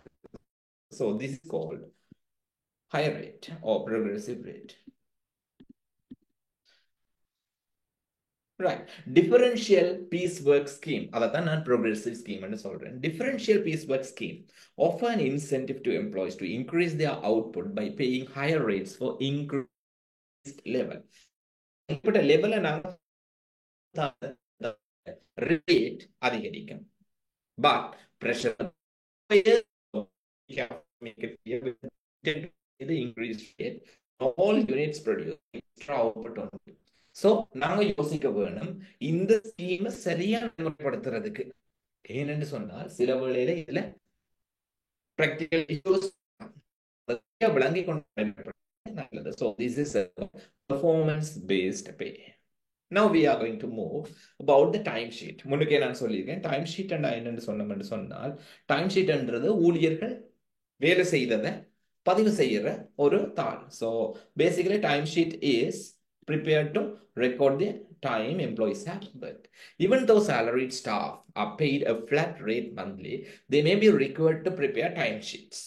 இப்ப சில வழியில் நாங்க பார்க்கிறோம் உற்பத்தி ஊழியர்களை தவிர ஏனியவர்கள், உதாரணம் அக்கௌண்டன்ட், இப்படியானவர்களுக்கு வந்து ஒரே சம்பளம் தானாக பெருசா வித்தியாசம் பெற போறதில்லை. இருந்தாலும் அவர்களுக்கு டைம் ஷீட் ஒன்றை ப்ரிப்பேர் பண்ண வேணும். ஏன்னு சொன்னால் அவர்கள் வேலைக்கு வந்தார்களா, அவர்கள் லீவ் எடுத்தார்களா என்ற விஷயங்களை நாங்க பார்க்கத்தானே வேணும். So time sheet provide management with information. Example product cost. Time ஷீட்டை ப்ரிப்பேர் பண்ணினா தான் மேனேஜ்மெண்ட்டுக்கு தெரியும் எத்தனை ஊழியர்கள் இருக்கிறார்கள், எவ்வளவு மொத்த செலவு போகுது. Timesheet information may provide a basis for billing for service provided. Example, service firms where clients are billed based on number of hours work. சில வேளையில நாங்கள் ஒரு அவுட்சோர்ஸ் நிறுவனத்தை பயன்படுத்துகிறோம். அவுட்சோர்ஸ் நிறுவனத்தை பயன்படுத்துகிற போது அவர்கள் வேலை செய்த நேரத்துக்கு தான், நம்பர் ஆஃப் ஹவர்ஸுக்கு தான் நாங்கள் பேமெண்ட் கொடுக்க வேண்டுமா இருந்தால் டைம் ஷீட் முக்கியம். Time sheet are used to record hours spent to support claims for overtime payments by salaried staff. Over எடுக்கிற போது எடுக்கிற எம்ப்ளாயிஸ் கட்டாயம் டைம் ஷீட்டோட மெயின்டைன் பண்ணி இருக்க வேணும். ஏன்னா டைம் ஷீட்டின் அடிப்படையில் தான் ஓவர் டைம் கால்குலேட் பண்ணப்படும். அதே போல லீவ் கால்குலேட் பண்ணப்படும். எவ்வளவு நாள் வேலை செய்திருக்கார்கள், எவ்வளவு நாள் லீவ் எடுத்திருக்கார்கள். வழங்கப்பட்ட லீவை விட மேலதிகமாக லீவ் எடுத்தால் நோ பே, விடுமுறை, சம்பளம் இல்லாத விடுமுறை. ஆகவே இந்த நோக்கங்களுக்காக டைம் ஷீட்டை ப்ரிப்பேர் பண்றது அவசியமானது என்றதை நீங்களும் ஏற்றுக்கொள்வீங்கன்னு நான் நம்புறேன். ஆகவே இப்ப டைம் ஷீட் என்ற கான்செப்டை நீங்க விளங்கி கொண்டிருப்பீங்க. நாங்க தொடர்ந்து அடுத்த பகுதிக்கு போவோம். இதுதான் ஒரு டைம் ஷீட் கட்டமைப்பு. வீக்லி டைம் ஷீட் ஒன்று உங்களோட பாட புத்தகத்தில் தரப்பட்டிருக்கு. So this is a format given in your study text. ஆனா நிறுவனத்துக்கு நிறுவனம் இந்த டைம் ஷீட் வந்து வேறுபடலாம். உதாரணத்துக்கு இங்க நாங்க பார்த்தோம்னு சொன்னால் வீக்லி டைம் ஷீட்ல நேம், ஊழியருடைய பெயர், எந்த ஊழியருக்கானது. ஆகவே நாங்க விளங்கிக் கொள்ளணும் every employees will have separate time sheet. ஒவ்வொரு ஊழியர்களும் தனித்தனியான டைம் ஷீட்டை கொண்டிருப்பார்கள். அப்ப டைம் ஷீட் அவர்கள் ப்ரிப்பேர் பண்ணணும்ன்ற அவசியம் இல்லை, வேஜஸ் டிபார்ட்மெண்ட் அதை ப்ரிப்பேர் பண்ணும். ஆனால் ஒவ்வொரு ஊழியருக்கும் தனித்தனியான டைம் ஷீட் இருக்கும். இது வீக்லி டைம் ஷீட்ன்றதால ஒவ்வொரு வாரமும் புது புது டைம் ஷீட் உருவாக்கப்படும். ஒவ்வொரு ஊழியருக்கும் புது புது டைம் ஷீட் உருவாக்கப்படுகிறது. ஒவ்வொரு வாரமும் புது புது டைம் ஷீட் உருவாக்கப்படுது. So there's an employee name, also staff number. ஏன் ஸ்டாஃப் நம்பர் முக்கியம் என்று நாங்க பார்த்தோமா இருந்தாலும் ஒரே நேமில் ஒன்று இருக்கலாம். இனிஷியல் வேறுபட்டதா முக்கியதாம இருக்கு. ஸோ நேம் ஸ்டாஃப் நம்பர் இருக்கிறது எப்பவுமே நல்லது. அடுத்து வீக்கெண்ட் டேட், எந்த நாளைக்கும் இந்த வாரம். ஆகவே எந்த வாரத்துக்கு செப்பரேட் பண்றதுக்கு இந்த டேட் இலகுவானதா பார்த்தோம்னு சொன்னா டிடி எம்எம் பை வை. சில நிறுவனங்கள்ல டிடி எம்எம் மட்டும் இருக்கும். மந்த்லி என்று சொன்னால் சில வேளையில எம்எம் பை வை மட்டும் இருக்கும். சில நிறுவனங்கள்ல இயர் வை வந்து 4 ஸ்தானத்துல இருக்கும், 4 டிஜிட் இயர்ஸா இருக்கும். ஆகவே இது நிறுவனத்தின் நிறுவனம் வேறுபடலாம். அடுத்தபடி இதை பார்த்தோம்னா கிளையண்ட் நான் சார்ஜபிள் டைம் டிஸ்கிரிப்ஷன். அப்ப இங்க எந்த கிளையண்ட்டுக்காக வேலை செய்யறோம், இப்ப நாங்க ஒன்றுக்கும் மேற்பட்ட கிளையண்ட்டுக்காக வேலை செய்யறோமா இருந்தால், உதாரணம் இருக்கிற ஸ்டாஃபுக்குரிய டைம் ஷீட்டை பார்த்தோம்னு சொன்னால் வேற ஒரு கிளையண்ட்டுக்காக வேலை செய்ய வேண்டி இருக்கு. கிளையண்ட் அல்லது வேற என்ன நடவடிக்கை, இன்லண்ட் ரெவென்யூ டிபார்ட்மெண்ட்டுக்கு போயிருக்கிறோம், இபிஎஃப் டிபார்ட்மெண்ட் போயிருக்கோம். ஸோ அந்த விஷயங்கள் எல்லாத்தையும் நோட் பண்ண வேணும். அடுத்தது நம்பர் ஆஃப் ஹவர்ஸ், எத்தனை மணித்தியாலங்கள். இந்த அடிப்படையில கிளையண்ட்டுக்கு எவ்வளவு சார்ஜ் பண்ண பார்த்தோம்னு சொன்னா சைன்ட், குறித்த ஊழியர் அதை சைன் பண்ணியிருக்க வேணும். ஆத்தரைஸ்ட் சூப்பர்வைசர் அல்லது மேனேஜ்மெண்ட் அதை ஆத்தரைஸ் பண்ணியிருக்க வேணும். டேட், தயாரிக்கப்பட்ட திகதி. ஆகவே இது ஒரு டைம் ஷீட்டுக்குரிய, வாராந்த டைம் ஷீட்டுக்குரிய ஒரு முக்கியமான விஷயம். சில நிறுவனங்கள் மாதாந்தத்துக்கும் மத அடிப்படையிலும் டைம் ஷீட்டை ப்ரிப்பேர் பண்றது வழக்கமானதாக இருக்கும். தொடர்ந்து நாங்கள் பார்த்தோமா இருந்தால் கேரண்டீட் ரெம்யூனரேஷன், உத்தரவாதம் அளிக்கப்பட்ட கொடுப்பனவு. கேரண்டீட் ரெம்யூனரேஷன் என்றா என்னன்னு பார்த்தோமாக இருந்தால்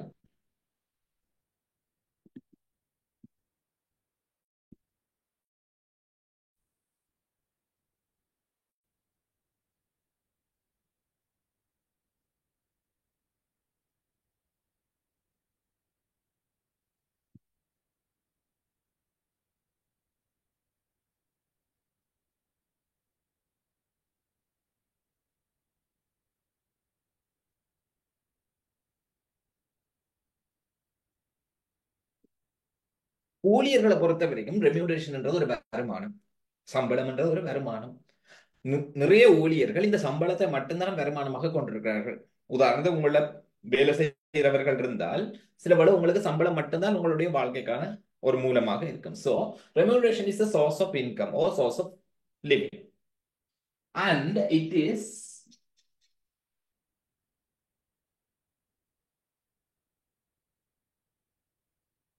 subject to fluctuations.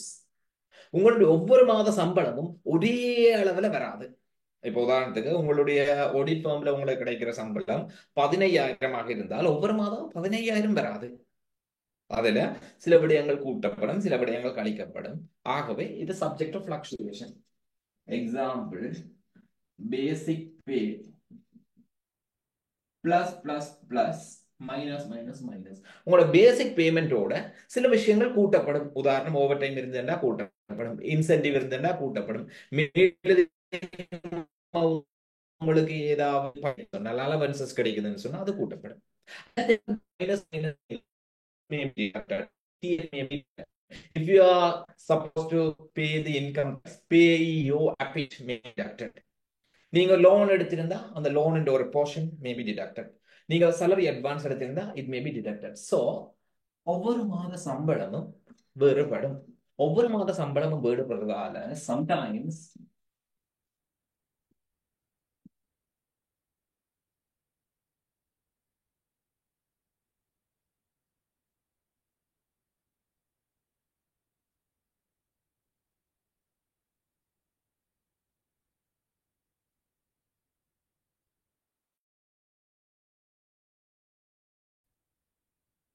your remuneration may not be sufficient or satisfied. உங்களுக்கு கிடைக்கிற சம்பளம் போதுமானதாக அல்லது திருப்திகரமாக இருக்காது. Therefore,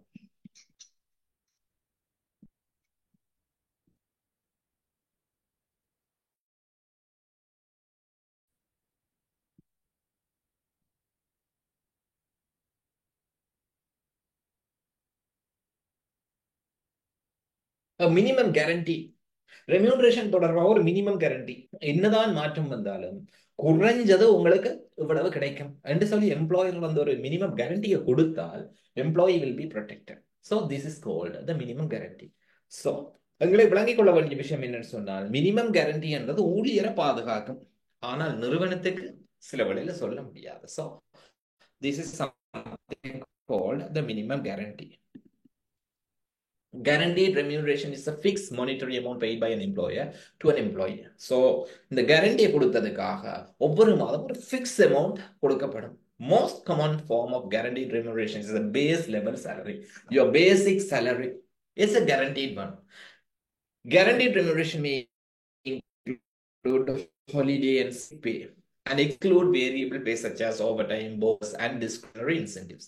So fluctuations தவிர்த்து வழக்கமாகவே உங்களுக்கு கிடைக்கக்கூடியது வந்து நாங்கள் கேரண்டீடுகளை உள்ளடக்கலாம். ஃபிளக்சுவேஷன் சொன்னா ஒவ்வொரு மாதம் மாறுறதுக்கான காரணம் ஓவர் டைம் மாறும், போனஸ் மாறும், சில வழியில கிடைக்கக்கூடிய இன்சென்டிவ்ஸ் மாறும். So it may fluctuate. The basic element of guaranteed remuneration is base salary, which may be paid on hourly, daily, weekly or monthly. The basic salary என்றது மாதம் எவ்வளவு அல்லது எவ்வளவு அல்லது கிழமைக்கு எவ்வளவு அல்லது base salary is provided for. So base salary guaranteed remuneration is a fixed cost that represents the minimum amount which must be paid regardless of the production volume. நீங்க எப்ப வாரீங்க எவ்வளவு வேலை செய்றீங்கன்றத உங்களுக்கு மினிமம் கொடுக்க guaranteed.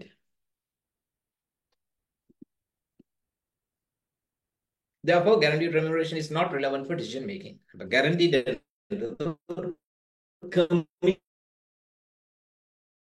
committed cost கொடுக்கப்பட்டது, ஆகவே எந்த மாற்றமும் இல்லாமல் செலுத்தி தான் வேணும். So it is irrelevant cost. உத்தரவாதம் அளிக்கப்பட்ட ஊதியம். உத்தரவாத ஊதியம் என்பது தொழில் தரனரால் ஊழியருக்கு செலுத்தப்படும் நிலையான பணத்தொகை. அப்ப இங்க தளம்பல்கள் இருக்காது, நோ பிளக்சுவேஷன். தளம்பல் இல்லாமல் மாதா மாதம் நிலையாக செலுத்தப்படக்கூடிய ஒரு தொகை. உதாரணம், அடிப்படை சம்பளம். உத்தரவாத ஊதியம் விடுமுறை மற்றும் சுகையின கொடுப்பனவை உள்ளடக்கும். ஆனால் மேலதிக வேலை நேர கொடுப்பனவையோ உபகார கொடுப்பனவையோ சுய விருப்ப ஊக்குவிப்பு கொடுப்பனையோ உள்ளடக்காது. காரணம், இவை வந்து மாற்றமடையும், தளம்பல் அடையும். தளம்பல் ஆகவே உத்தரவாத கொடுப்பனவை நாங்கள் எடுத்து அடிப்படை சம்பளம், இது மணத்தியால சம்பளமா இருக்கலாம், நாள் சம்பளம், வார சம்பளம், மாத சம்பளமாக இருக்கலாம். இது எதுக்காக செலுத்தப்படுது? ஊழியரை வேலைக்கு அமர்த்தியதற்காக. உத்தரவாத ஊதியம் உற்பத்தி கருத்தில் கொள்வதில்லை, எப்பவுமே ஒரே அளவு இருக்கும். உற்பத்தி மாற்றம் அடைந்தாலே மாறாது.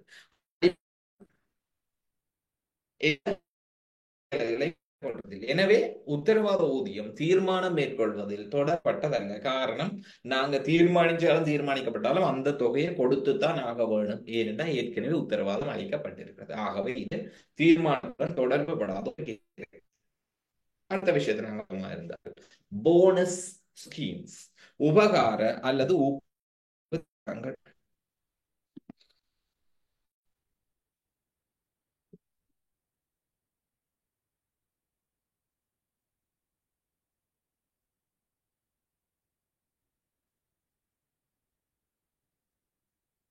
பொதுவா ஒரு போனஸ் என்று எடுத்துக்கொண்டோம்னு சொன்னால் இட்ஸ் an எக்ஸ்ட்ரா பேமெண்ட். போனஸா கிடைக்குதுன்னு சொன்னால் எங்களுக்கு மேலதிகமாக கிடைக்குது.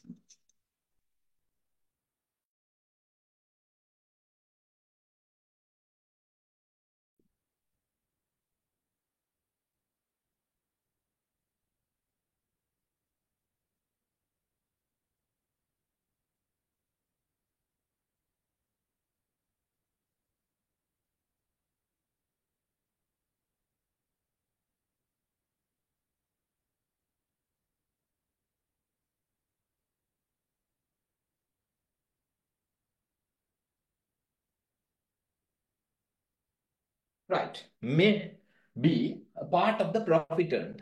சில நிறுவனங்கள் தாங்கள் உழைச்ச லாபத்தின் ஒரு பகுதியை ஊழியர்களுக்கு போனஸா கொடுக்கும்.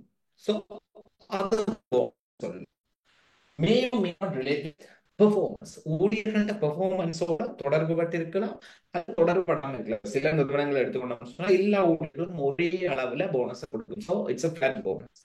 சில நிறுவனங்கள் என்ன செய்யும், 10 வருஷம் வேலை செய்தவர்களுக்கு ஒரு வேறுபட்ட தொகை, 5 வருஷமா வேலை செய்யறவர்களுக்கு வேறு தொகை, 5 வருடத்துக்கு குறைவாக வேலை செய்யறவர்களுக்கு வேறு ஒரு தொகை. ஆகவே ஊழியர்கள் மட்டத்துக்கு ஏற்ற மாதிரி பெர்ஃபார்மன்ஸ் லெவல், இங்க பெர்ஃபார்மன்ஸ் நாங்க சொல்றது சர்வீஸ் பீரியடா இருக்கலாம் அல்லது அவன் ரேட்டிங்கா இருக்கலாம், இப்படி மாற்றம் அடையக்கூடியதாக இருக்கும். சோ இப்படிப்பட்ட போனஸை கொடுக்கறதுக்கான ரீசன் என்னன்னு பார்த்தோம்னு சொன்னால், ஒன்று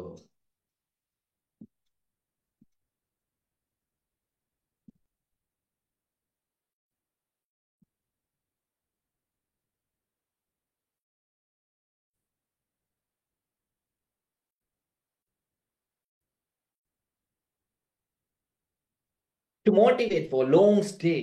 நீங்கள் நிறைய நாள் இருக்க இருக்க உங்களுக்கு வருமானம் என்று சொல்லி எம்ப்ளாயிஸுக்கு நாங்கள் ஒரு மோட்டிவேஷன் கொடுக்கலாம். So bonus is a motivation for the employees to stay in the organisation for long time. Sometimes bonus increases the efficiency. Sometimes bonus increases the loyalty. நிறுவனத்தை நோக்கி ஊழியர்களை ஈர்த்து வச்சிருக்கிறதுக்காக, நிறுவனத்துக்கு நன்மைகளை செய்யறதுக்காக தான் இந்த போனஸ் கொடுக்கப்படுது பொதுவாக. ஆகவே நாங்க போனஸை கருத்தில் எடுத்தோம் என்று சொன்னால், போனஸ் என்று சொல்றது ஊழியர்களுக்கு நன்மையை கொடுத்தாலும் முற்றுமுழுதாக ஊழியர்களுக்கு நன்மையை கொடுக்கிறதுக்கு மட்டும் இல்ல, அதன் மூலம் நிறுவனத்துக்கு சில நன்மைகளை கொண்டு வருது. So the bonus does not focus to provide benefits to employees only, but it has some benefits to the organizations as well.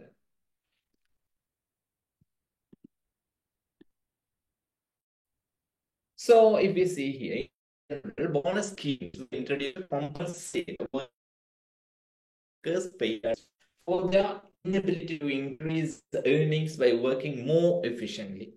நேர அடிப்படையில, அதாவது டைம் பேஸ்ட் பேமெண்ட் நாங்கள் நிறுவனத்தில் ஊழியர்களை கொடுத்தோம்னு சொன்னால் அவர்கள் வந்து குறிப்பிட்ட அளவுக்கு மேல உழைக்க முடியாது. உதாரணத்தை பார்த்தோம்னு சொன்னால், எவ்வளவுதான் நீங்க கஷ்டப்பட்டு ஓவர் டைம் செய்தாலும் ஒரு நாளைக்கு 24 மணி நேரத்தை விட கூடுதலா வேலை செய்ய முடியாது. There's a limit. 24 மணி நேரம் கூட வேலை செய்ய முடியாது. ஆக கூட பார்த்தோம்னா 18 மணி நேரத்துக்கு மேல வேலை செய்யறது நடைமுறையில சாத்தியம் இல்லாத விஷயம். So it's very abnormal. So வந்து குறைவடையும். அப்படியான நேரத்துல போனஸை கொடுக்கறதன் மூலம் ஊழியர்களுக்கு மேலதிகமான வருமானம் கொடுக்க முடியும். So various types of incentives and bonus schemes have been devised which encourage greater productivity. So இந்த போனஸ் productivity வந்து அதிகரிக்குது. The characteristics of such schemes are employees are paid more for their efficiency.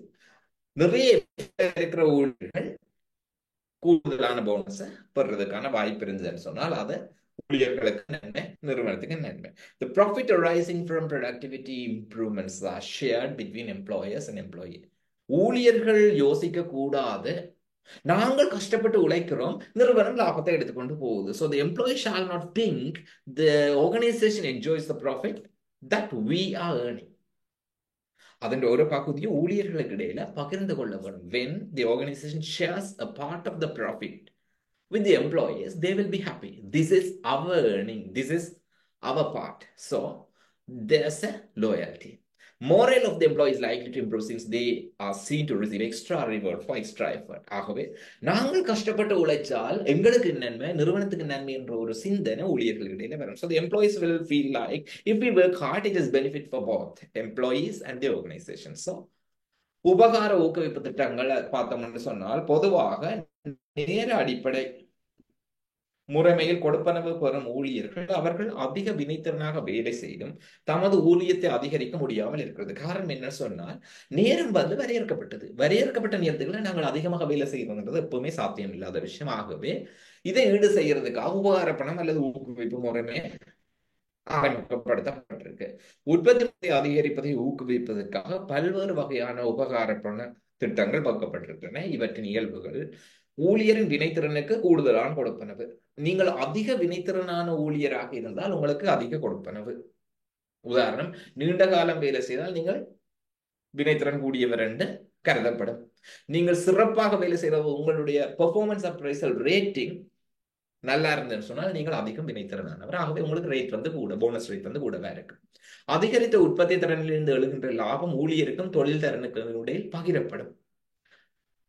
கூடுதலாக நாங்கள் கஷ்டப்பட்டு வேலை செய்தால் நிறுவனத்துக்கு கூடுதலான லாபம் கிடைக்கும். அந்த லாபத்தின் ஒரு பகுதி ஊழியர்களோட பகிரப்படுறது நியாயமானது. தமது அதிகப்படியான முயற்சிக்கு அதிக கொடுப்பனவு பெறும்போது ஊழியர்களின் மனநிலை மேம்படும். So simply it's a motivation. ஊழியர்கள் வந்து ஊக்குவிக்கப்படுகிறார்கள். நான் கஷ்டப்பட்டதுக்கு ஒரு நல்ல பலன் கிடைச்சிருக்கு, இந்த முறை போனஸ் கிடைச்சிருக்கு. ஸோ அப்படி ஊழியர்களை யோசிக்க வைக்கிற நிறுவனங்கள், போனஸா கொடுக்கிற நிறுவனங்கள் ஊழியர்களை தொடர்ந்தும் தக்க வச்சு கொண்டு இருக்கிறது. ஆகவே இப்படியான நிறுவனங்கள் ஊழியர்களை தொடர்ந்து தக்க வச்சிருக்கிறதுல வெற்றி அடைகின்றன. தொடர்ந்து நாங்கள் பார்த்தோமாக இருந்தால் போனஸ் ஸ்கீம் எப்படி இருக்க வேணும் என்று சொன்னால் bonus scheme must satisfy to be successful. வெற்றிகரமானதாக அமையணும் என்று சொன்னோம். ஒரு போனஸ் என்ன, ஊழியர்கள் மோட்டிவேஷனா இருக்கணும், நிறுவனத்துக்கும் அது நன்மை கொடுக்கணும். போனஸ் வந்து சாட்டிஸ்ஃபைடா இருக்கிறதுக்கு மட்டும் இல்ல, சக்சஸ்ஃபுல்லா இருக்க வேணும் என்று சொன்னா அது எப்படி இருக்க வேணும்னா its objective should be clearly stated and attainable by employees. So போனஸுக்குரிய நோக்கங்கள் சொல்லப்பட வேணும். உதாரணத்துக்கு இந்த வருஷம் கடந்த வருஷ லாபத்தை விட 2 மடங்கு லாபம் உழைச்சோம் என்று சொன்னால் எங்களுக்கு போனஸ் கிடைக்கும். ஆகவே நாங்கள் என்ன செய்ய வேணும், நோக்கம் கிளியரா இருக்க வேணும், நடைமுறைக்கு இருக்கு. உதாரணத்துக்கு போனஸ் யார் யாரு கிடைக்கும், குறைஞ்சது 6 மாதம் வேலை செய்திருக்க வேணும். நிறுவனத்தில் 6 மாதத்துக்கு முன்னமே கிடைக்கும். பெர்ஃபார்மன்ஸ் ரேட்டிங் 3க்கு மேலே இருக்க வேணும். 3, 2, 1. அடுத்தது எந்த விதமான டிசிப்ளினரி ஆக்ஷனும் எடுத்திருக்க கூடாது. சோ கிளியரா ஒரு நாங்க கிரைட்டீரியாவை கொடுக்கிறோம். It must win the full acceptance of everyone concerned. அப்ப இங்க ஊழியர்களுக்கு இடையில பிரச்சனையை உருவாக்குறதா இருக்கக்கூடாது, எல்லாரும் ஏற்றுக்கொள்ளக்கூடியதாக இருக்க வேணும். It should be seen to be fair to employees and employees. 2 பேருக்குமே இது நியாயமா இருக்கணும். எம்ப்ளாயிஸும் வந்து சொல்லக்கூடாது இந்த போனஸ் வந்து அவ்வளவு நல்லா இல்லை, இது வந்து ஒரு பிழையான முறைமையா இருக்குது, எங்களுக்கு போதியதாக இல்லை, அல்லது இது வந்து சில பேருக்கு மட்டுமன்று வழங்கப்படுது. அதே போல எம்ப்ளாயர்ஸ்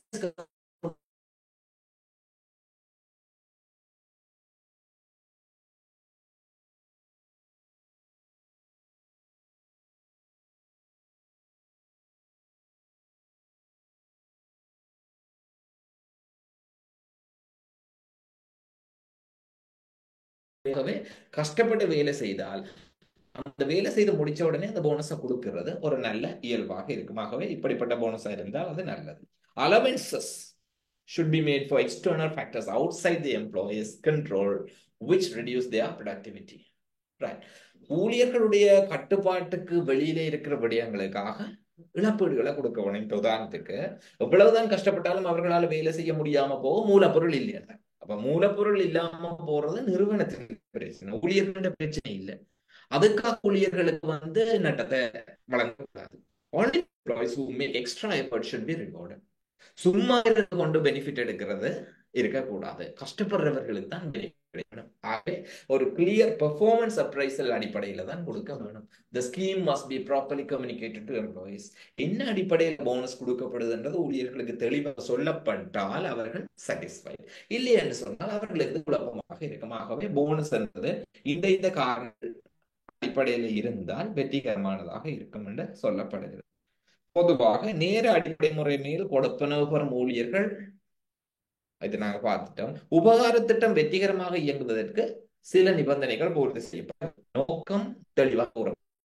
ஏன் உபகார திட்டம் வழங்கப்படுகிறது, அதன் மூலம் என்ன எதிர்பார்க்கப்படுகிறது, ஊழியர்களால் அடையப்படக்கூடியதாகவும் இருக்க வேண்டும். தெளிவாகவும் நடைமுறையில சாத்தியமானதாகவும் இருக்க வேண்டும் என்றது முக்கியமானது. இரண்டாவது, இந்த திட்டத்தை விற்கலம் இலகுவாக புரிந்து கொள்ளக்கூடியதாக போனஸ் கிடைக்கும் என்னென்ன நிபந்தனைகளை பூர்த்தி செய்திருக்க வேணும் ஊழியர்கள் என்றது தெளிவாக சொல்லப்பட்டிருக்க வேணும்.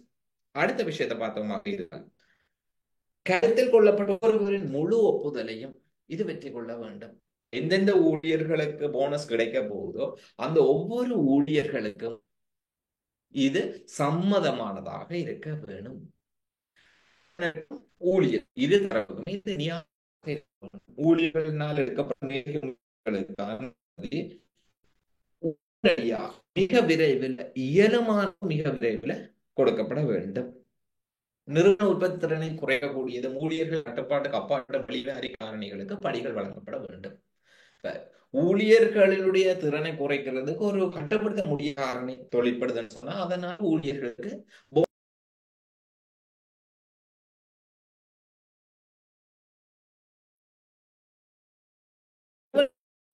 மேலதிக முயற்சிகள் செய்ய முடியும் மட்டும் வெகுமதி வழங்கப்பட வேண்டும். எல்லாருக்கும் கொடுக்கறதா இருக்கக்கூடாது. எல்லாருக்கும் கொடுத்தால் அது நியாயமானது இல்லை. எல்லா ஊழியர்களுக்கும் போனஸை கொடுத்தால் கஷ்டப்படுற ஊழியர்கள் யோசிப்பார்கள், சும்மா இருந்தே போனஸ் எடுத்துக்கலாம், நாங்க எதுக்கு கஷ்டப்பட வேண்டும். ஆகவே அது மோட்டிவேஷன் இல்லாம இத்திட்டம் ஊழியர்களுக்கு தெளிவாக தொடர்பாடல் செய்யப்பட வேண்டும். கம்யூனிகேஷன் இல்லைன்னு சொன்னால் தேவையில்லாத குழப்பங்கள் வாரது விளங்கி. ஆகவே தெளிவாக தொடர்பாடல் செய்யப்பட்டிருக்க வேண்டும்.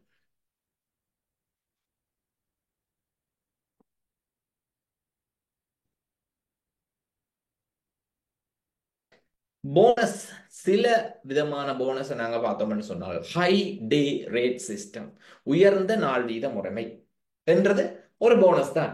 அதாவது ஏனைய நிறுவனங்கள் கொடுக்கிறத விட நாங்கள் ஹையர் கொடுக்கிறோம்னு சொன்னால் அது ஊழியர்களுக்கு ஒரு போனஸ் தான். அதே போல ப்ராஃபிட் ஷேரிங் ஸ்கீம், நிறுவனத்தினுடைய லாபத்துல 25% ஊழியர்களுக்கு பகிரப்படும் என்றால் ப்ராஃபிட் ஷேரிங். ஆகவே லாபத்தை கூட மேற்கொள்ள வேண்டும் என்று சொல்லி ஊழியர்கள் உந்தப்படுவார்கள். இண்டிவிஜுவல் போனஸ் ஒவ்வொரு தனித்தனியாக வேண்டிய பெர்ஃபார்மன்ஸை வச்சுக்கொண்டு கொடுக்கிறதா நம்பர் 1 2 மாதம், நம்பர் 2 மாதம், நம்பர் 3 இருந்தா ரேட்டிங் வச்சு கொடுக்கலாம். இன்சென்டிவ் ஸ்கீம் இன்வால்விங் ஷேர்ஸ், நிறுவனத்துடைய பங்குகளை வழங்குறதா இருக்கலாம், பணமா கொடுக்காமல் பங்குகளா. ஆகவே பங்கு பொறுமதி அதிகரிக்கிற போது அவர்கள் பங்கை விற்கலாம் அல்லது பங்கு லாபத்தை பெற்றுக்கொள்ளலாம். இது ஊழியர்களுக்கு நன்மையை கொடுக்கும். குரூப் போனஸ் ஸ்கீம், குழு உபகார திட்டம் தனித்தனியா கொடுக்காமல் ஒவ்வொரு குழுவுக்கும் கொடுக்கலாம். வேல்யூ added incentive scheme, பெறுமதி சேர்க்கப்பட்ட. Some organization employs variety of incentive scheme. A scheme for production labor force may not necessarily be appropriate for white collar workers. Right? But white collar workers சொன்னா ஆபீஸ்ல வேலை செய்யறவர்கள் உற்பத்தியாளர்களுக்கு நேரடியா பங்களிப்பு செய்யறதில்லை, தொழிற்சாலையில் வேலை செய்யறவர்கள் பங்களிப்பு செய்யறோம். ஆபீஸ்ல வேலை செய்யறாங்க நாங்க ஒயிட் காலர் வர்க்கர்ஸ் என்று சொல்றோம். அவர்களுக்கு சில லேபர் தொழிற்சாலை ஊழியர்களுக்கு கொடுக்கிற முறைமை அவர்களுக்கு பொருத்தமானதாக முறையில வழங்கப்பட வேண்டும். சரி, இண்டிவிஜுவல் போனஸ் ஸ்கீம்ஸை பார்த்தோம்னு சொன்னால் ஒவ்வொரு கொடுக்கப்படுறது. Bonus scheme is a remuneration scheme where individual employees qualify for bonus on top of their basic wage, with each person's bonus being calculated separately. ஒவ்வொரு ஊழியருக்கும் தனித்தனியாக கணக்கிடப்படும். ஒருத்தருக்கு கால்குலேட் பண்ணிட்டு அதை எல்லாருக்கும் கொடுக்கறது இல்ல, ஒவ்வொரு பேருக்கும் தனித்தனியாக கால்குலேட் பண்ணப்படும். உதாரணத்துக்கு அவர்களுடைய அடிப்படை சம்பளத்தின் 2 மடங்கு என்று சொன்ன எல்லாருக்கும் அடிப்படை சம்பளம் உண்டாக இருக்காது, ஆகவே தனித்தனியாக கால்குலேட் பண்ணப்படும். So the bonus is unique to the individual. ஒவ்வொருவருக்கும் இது தனியானது. It is not share of group bonus. அப்ப இது குரூப் போனஸ்ல இருந்து ஒவ்வொருத்தருக்கும் பகிர்ந்து கொடுக்கிறது அல்ல, ஒவ்வொருவருக்கும் தனியாக வழங்கப்படும். Individual can earn a bonus by working at an above target standard of efficiency. அவையின் டார்கெட்டுக்கு மேலே அவை வேலை செய்யணும். அந்த குறிப்பிட்ட டார்கெட்டை அடைய வேணும். குறிப்பிட்ட இலக்கை அடைந்தால்தான் அவருக்கு போனஸ் கிடைக்கும். சும்மா இருந்தாலும் போனஸ் முடியாது. உதாரணம், சேல்ஸ் டீம் எடுத்துக்கொண்டோம்னு சொன்னால் சேல்ஸ் ரெப்ரசன்டேட்டிவ்க்கு ஒவ்வொரு மந்த்லி டார்கெட் இருக்கு. டார்கெட்டை அடிச்சால் அவர்களுக்கு போனஸ் கிடைக்கும். இன்சூரன்ஸ் ஏஜென்ட்ஸ் எடுத்துக்கொண்டோம்னு சொன்னால் அவர்களுக்கு டார்கெட் அடிச்சால் போனஸ் கிடைக்கும். The individual earns bigger bonus the greater his efficiency. மிகவும் வினைத்திறனானவர் மிகவும் அதிக போனஸை பெற்றுக்கொள்வார். Although the bonus scheme might incorporate quality safeguards to prevent individual from sacrificing quality standards for the sake of speed and more pay. அப்படி வேலை செய்யற போது அங்க குவாலிட்டியும் பார்க்க வேணும், ஆகவே கவனத்துல இந்த இண்டிவிஜுவல் போனஸ் ஸ்கீம்ஸ் கருத்துல கொள்ளப்படும். ஆகவே இண்டிவிஜுவல் போனஸ் ஸ்கீம் சொன்னால் ஒவ்வொரு ஊழியருக்கும் தனித்தனியாக என்றதை ஞாபகம் பெற்றுக்கொள்ளும்.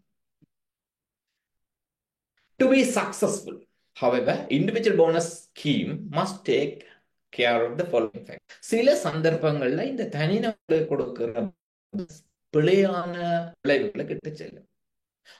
நாங்க கவனமா இருக்கணும்னு சொன்னா each individual should be rewarded for the work done by that individual. நான் செய்த வேலைக்கு உங்களுக்கு போனஸ் தந்தால் அது நியாயம் இல்லை. யாரோ வேலை செய்யறது வேற யாரோ பயன்பாட்டை எடுக்கிறதுன்னு சொன்னா அது நல்லா இருக்காது. ஆகவே யார் கஷ்டப்பட்டாரோ அவருக்கு தான் அது கொடுக்க வேணும். This means that each person's output and time must be measured separately. ஒவ்வொருவருடைய வேலையும் தனித்தனியாக நாங்கள் அளவிட வேணும். ஒவ்வொருவருடைய டைம் ஷீட்டும் ஒவ்வொருவருடைய பெர்ஃபார்மன்ஸ் அப்ரைசலும் தனித்தனியாக இருக்க வேணும். Each person must therefore work without assistance of anyone else. ஆகவே ஒவ்வொருத்தரும் சுயாதீனமாக இண்டிபெண்டா ஒர்க் பண்ணணும். இன்னொரு வேலை தங்கி இருந்தால் அவர் சொல்லுவார், நான் தான் இவருக்கு வேலையை செய்து கொடுத்தேன். அப்படி இருக்கக்கூடாது. Work should be fairly routine. வழக்கமாக செய்கிற வேலையா இருக்க வேணும், விசேட வேலையாக இருக்கக்கூடாது. And standard times can be set. குறிப்பிட்ட டைம் லிமிட் ஒன்று இருக்க வேணும். கூடுதலான நேரத்தை எடுத்து டைமை வேஸ்ட் பண்ணி அதுக்கப்புறம் போனஸ் கிடைக்கணும்னு சொன்னா அது ஒரு ஃபெயிலியர். ஸோ வழக்கமான வேலையாகவும் அதுக்கு டைம் லிமிட் இருக்கிறதாகவும் இருக்க வேணும். The bonus should be paid soon after the work is done.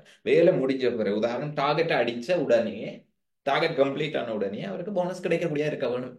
நிறைய நாள் வெயிட் பண்றதா இருக்கக்கூடாது. நிறைய நாள் வெயிட் பண்ண அவருக்கு அந்த திருப்தி இல்லாம போயிடும்.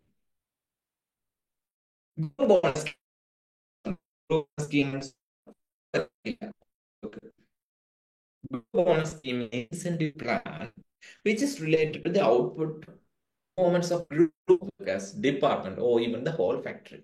So ஒவ்வொரு டிபார்ட்மெண்ட்டுக்கும் ஒவ்வொரு டீமுக்கும் தனி ஆளுகள் இல்லாம ஒவ்வொரு குரூப்புக்கும் கொடுக்கிறாங்க. Individual effort cannot be measured and employees work as a team. Individual is impacted but group bonus would be visible. இப்போ பார்த்தோம்னு சொன்னா ஒரு உற்பத்தி ஒன்றுக்கும் மேற்பட்ட குழுக்களால மேற்கொள்ளப்படுகிறது. So one product is made with more than one individual.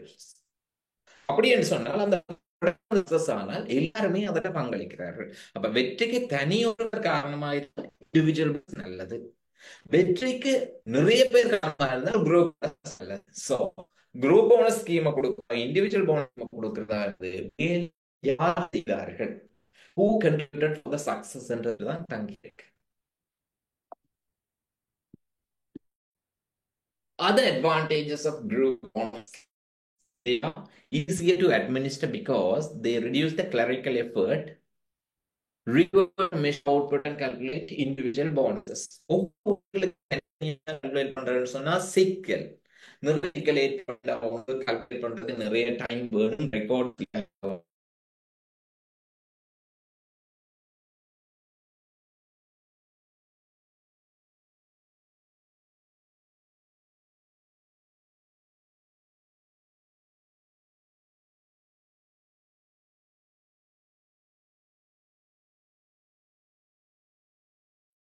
Group bonus is easy.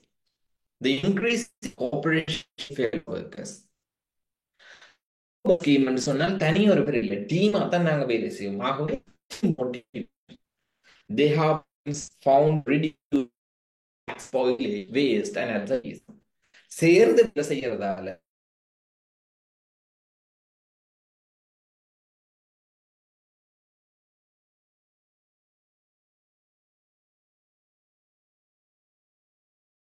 வேலை செய்யறதால இங்க தேவையில்லாத இழப்புகள் நட்டங்கள் ஏற்படுறதில்லை. ஆனா டிஸ்அட்வான்டேஜஸ் நாங்க பார்க்கணும். இந்த disadvantages of group bonus scheme. Every group demands low efficiency conditions இந்த ஸ்கீம். எல்லாரும் சேர்ந்து வேலை போது எஃபிஷியன்சி ஸ்டாண்டர்ட்ஸ் குறைக்க ட்ரை பண்ணணும். ஆகவே டார்கெட்டை ஈஸியா அச்சீவ் பண்ணலாம். அப்ப அந்த இடத்துல முகாமித்துவம் கவனமா இருக்க வேணும். Individual employees are browbeaten by their fellow workers working too slowly. இப்ப குரூப்ல ஒருவர் நல்லா வேலை செய்யறார், ஒருவர் ஸ்லோவா வேலை செய்யறாருன்னா ஸ்லோவா வேலை செய்யறவங்க சாத்தியம் இருக்கு. ஆகவே இதனால் பிரச்சனை ஏற்படுறதுக்கான வாய்ப்புகள் அதிகமா இருக்குதுன்றதையும் நாங்க பிளாக் பண்ணுவோம். So there are some disadvantages also in the group bonus schemes. Right, now we have come to the last topic of the day. Last topic, recap of the direct and indirect labor. Chapter 2 நாங்க படிச்சிருக்கோம். நேரில்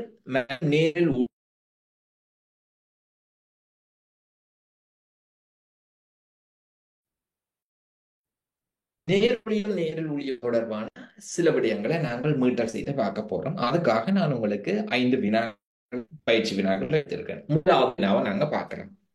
Which of the following tasks would typically be classified as direct labor? Right? Question இங்கிலீஷ்ல தான் இருக்கு. ஏன்னு சொன்னா இங்கிலீஷ்ல தானே நீங்க எக்ஸாம் செய்ய போறீங்க. ஆனால் இந்த கொஸ்டினை நீங்க விளங்கிக் கொள்ளலாம். ஆகவே கொஸ்டினை நான் விளங்கப்படுத்துறேன்.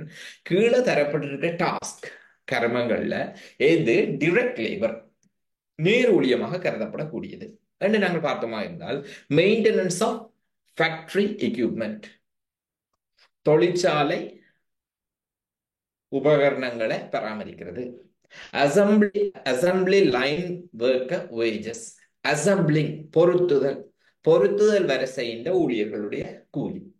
salary of the factory manager, utilities of the manufacturing facility, salary of the factory manager and factory manager சம்பளம், utilities of the manufacturing facility வர எலக்ட்ரிசிட்டி அப்படியான விஷயம். சோ இதுல எது உற்பத்தியோட நேரடியா தொடர்பு பட்டது என்று பார்த்தோம்னு சொன்னால், ஏபிசிடியில உற்பத்தி மாற உற்பத்தியோட சேர்ந்தே மாறும். அதாவது காலக்கிரியமாக இருக்காது, நேர்க்கிரியமாக இருக்கும். பீரியோடிக் காஸ்டா இருக்காது, டைரக்ட் காஸ்டா இருக்கும். எது என்று பார்த்தோம்னு சொன்னால் assembly line workers. Assembly line workers சொன்னால் அவர்கள் நேரடியாக உற்பத்தியோட சம்பந்தப்படுகிறார்கள். ரைட். இப்ப நாங்க செகண்ட் கொஸ்டினை பார்த்தோம்னு சொன்னால், identify whether the following roles represent direct or indirect labor. இந்த ஏபிசிடி ஒவ்வொன்றும் டிரெக்ட் லேபரா இன்டிரெக்ட் லேபரான்றதை நாங்க கண்டுபிடிக்க வேணும். குவாலிட்டி கண்ட்ரோல் இன்ஸ்பெக்டர் ஒவ்வொரு உற்பத்தி அதிகரிக்க இவருக்கு பேரே அதிகரிக்கதா பார்த்தால், குவாலிட்டி கண்ட்ரோல் இன்ஸ்பெக்டர் சாம்பிள் எடுத்து தானே செய்கிறார். ஆகவே அவர் நேரடியாக உற்பத்தியோடு சம்பந்தப்படுறது இருக்கா இல்லையா, சம்பந்தப்படுறாரா இல்லையா என்று நாங்கள் பார்த்தோமா இருந்தால், பொதுவாக குவாலிட்டி கண்ட்ரோல்ன்றது உற்பத்தியில நடக்கும். ஆகவே ஒவ்வொரு உற்பத்திக்கும் அவர் செய்ய வேணும், ஒவ்வொரு பட்ஜுக்கும் அவர் செய்ய வேணும். ஆனால் அவருக்கு கொடுக்கப்படுற சம்பளம் மாதாந்த அடிப்படையில கொடுக்கப்படுவதாக இருக்கா, இல்ல ஒவ்வொரு அலகுக்கும் கொடுக்கப்படுகிறதா? பொதுவா குவாலிட்டி கண்ட்ரோல் இன்ஸ்பெக்டர் என்று சொன்னால் மாத சம்பளம் எடுக்கிறேன்னு சொன்னால் டைம் காஸ்ட். அப்ப சில வேளையில உற்பத்தி நடக்காட்டாலும் அவருக்கு சம்பளம் போய் கொண்டிருக்கு. ஆகவே இன்டிரெக்ட் லேபர். மெஷின் ஆபரேட்டர் உற்பத்தி நடந்தால்தான் மெஷின் ஆபரேட் பண்ணுவார், உற்பத்தி நடந்தால்தான் மெஷின் ஆபரேட் பண்ணினால் அவருக்கு சம்பளம் கிடைக்கும். ஆகவே டிரெக்ட், நேரடியா உற்பத்தியோட சம்பந்தப்படுறார். ஜெனிட்டோரியல் ஸ்டாஃப் சுத்திகரிக்கிற என்றால் மலசல கூடங்கள் அப்படியான சுத்தம் செய்யற உற்பத்தி எண்ணிக்கை இல்லையே. ப்ரொடக்ஷன் சூப்பர்வைசர் உற்பத்தி மேற்பார்வையாளர். இவர் மேற்பார்வையாளருக்கு ஊழியர் அல்ல. ஆகவே இவருக்கு மாத சம்பளம் என்று சொன்னால் டைம் காஸ்ட் அல்லது பீரியோடிக் காஸ்ட், காலக்கிரியம், நேர்க்கிரியம் அல்ல. சோ இது ஒவ்வொன்றும் என்னென்னதை நாங்க பார்த்திருக்கோம். Next we are going to see question number 3. Which of the following is an example of indirect labour. பின்வருவனவற்றில் எது நேரில் ஊழியத்துக்கான உதாரணம்? Welding metal parts in an automotive assembly plant. அதாவது வாகனங்களை பொறுத்துற ஒரு உற்பத்தி சாலையில வெல்டிங் மெட்டல் பார்ட்ஸ் உலோக பகுதிகளை உருக்குற செயற்பாடு.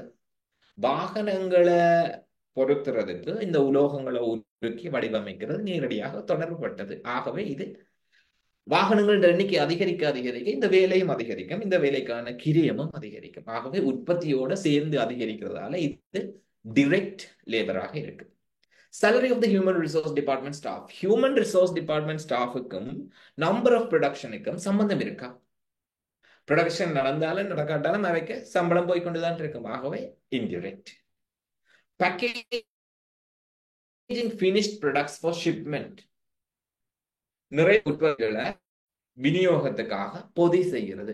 இப்போ உற்பத்தி நடக்க இல்லையா பொதி செய்தல் நடக்காது. உற்பத்தி அதிகரிக்க அதிகரிக்க பொதி செய்தலும் அதிகரிக்கும். ஆகவே அது டிரெக்ட். இங்க கேட்டிருக்கிறது எது? Indirect. Operating machine on the production line. உற்பத்தி மெஷினை ஆபரேட் பண்றது, மெஷினை இயக்குறது. உற்பத்தி நடந்தா தானே மெஷின் இயங்கும். ஆகவே நாங்க பார்த்தோமா இருந்தால் ஏசிடி மூன்றுமே டிரெக்ட். இன்டிரெக்ட் என்று கேட்டால் பி இன்டிரெக்ட். ரைட். நான்காவது வினாவை நாங்கள் இப்ப பார்க்கலாம். A manufacturing company produces custom made furniture.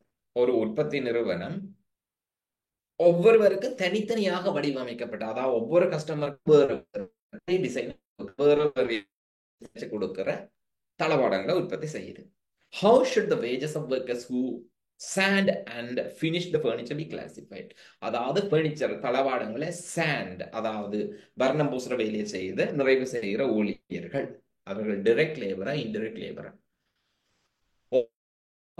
தனித்தனியாக வேலை செய்ய வேண்டும், பொதுவாக வேலை செய்யறது இல்லை. ஆகவே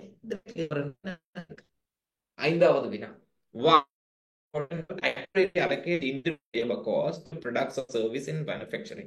உற்பத்தியில நேரில் ஊழிய கிரியத்தை ஏன் பொருட்கள் to determine the profit margin, லாப எல்லையை தீர்மானிக்கிறதுக்கா? to assess the efficiency of the production process, உற்பத்தியினுடைய வினைத்திறனை மதிப்பிடுறதுக்கா? to calculate the overhead for each product accurately, உற்பத்தியான மேந்தலையை கண்டுபிடிக்கிறதுக்கா? சட்ட தேவைகளுக்கு இணங்குறதுக்கா? அர்த்தமாக இருந்தால் இன்டிரெக்ட் லேபர் காஸ்ட் என்றது ஓவர்ஹெட்ஸ். ஆகவே சி என்றது சரியான விடையா இருக்கும். இப்ப we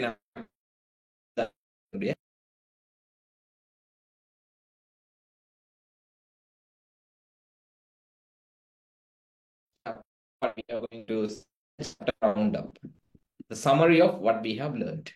So in this summary of what we have learned, there are three basic groups of remuneration methods: time, work schemes, and bonus or incentive scheme. Time based formula உங்களுக்கு ஞாபகம் இருக்கும், piece ஒர்க்குக்கு formula ஞாபகம் இருக்கும், போனஸ்ல வந்து individual bonus, group bonus பற்றி நாங்க படிச்சிருக்கோம். Right. Time based schemes are determined on the basis which is equal number of hours worked multiplied by rate of pay per hour. So formula ஏற்கனவே சொல்லிருக்கேன், அந்த formula தான் திரும்ப இருக்கு. In a piece work scheme அல்லது performance based methodல wages எப்படி decide பண்ணப்படுதுன்னு சொன்னா, wages equals units produced multiplied by rate per unit. So அங்க number of hours, இங்க number of units.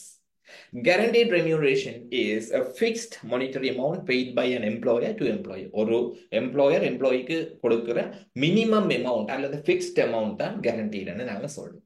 An individual bonus scheme is a remuneration scheme whereby individual employees qualify for bonus on top of their basic wage. Each person's bonus being calculated separately. Individual bonus scheme ஒவ்வொருத்தருக்கும் bonus தனியாக calculate பண்ணப்படுது. அது அவர்களுடைய சம்பளத்துக்கு மேலதிகமாக செலுத்தப்படுகிறது. Idle time has a cost because employees will still be paid their basic wage or salary for the unproductive hours. And so there should be a record of idle time. அப்ப idle time இருந்ததுன்னு சொன்னாலும் ஊழியர்களுக்கு அடிப்படை சம்பளம் கொடுக்கப்படுது. அடிப்படை சம்பளம் கொடுக்கப்படுறதால நிறுவனத்துக்கு லாஸ் இருக்கு. அதை தெளிவாக So with that, we are coming to the end of this session 3, transform. So my dear students, what we have seen up to this level is Chapter 3 is about labor costing.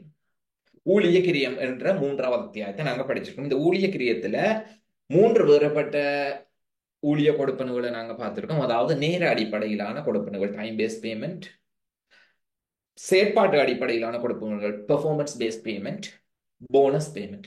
இந்த 3 அடிப்படைகள்ல கணக்கிறதுக்கான formula, போனஸுக்கு formula இல்லை, மற்ற ரெண்டுக்குமே சமன்பாடுகளை நாங்கள் பார்த்திருக்கோம். அதுக்கு மேலதிகமாக இந்த ரெண்டினுடைய அட்வான்டேஜஸ் அண்ட் டிஸ்அட்வான்டேஜஸ், அனுகூலங்கள் பிரதிகூலங்களை பற்றி பார்த்திருக்கோம். கணிப்படுற முறைகளை பார்த்திருக்கோம்.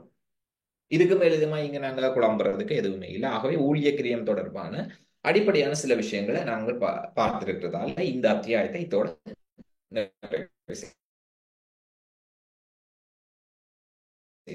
So we have performance-based payment and different bonus schemes such as the individual and group bonus schemes. So with that, we are coming to the end of this session 3.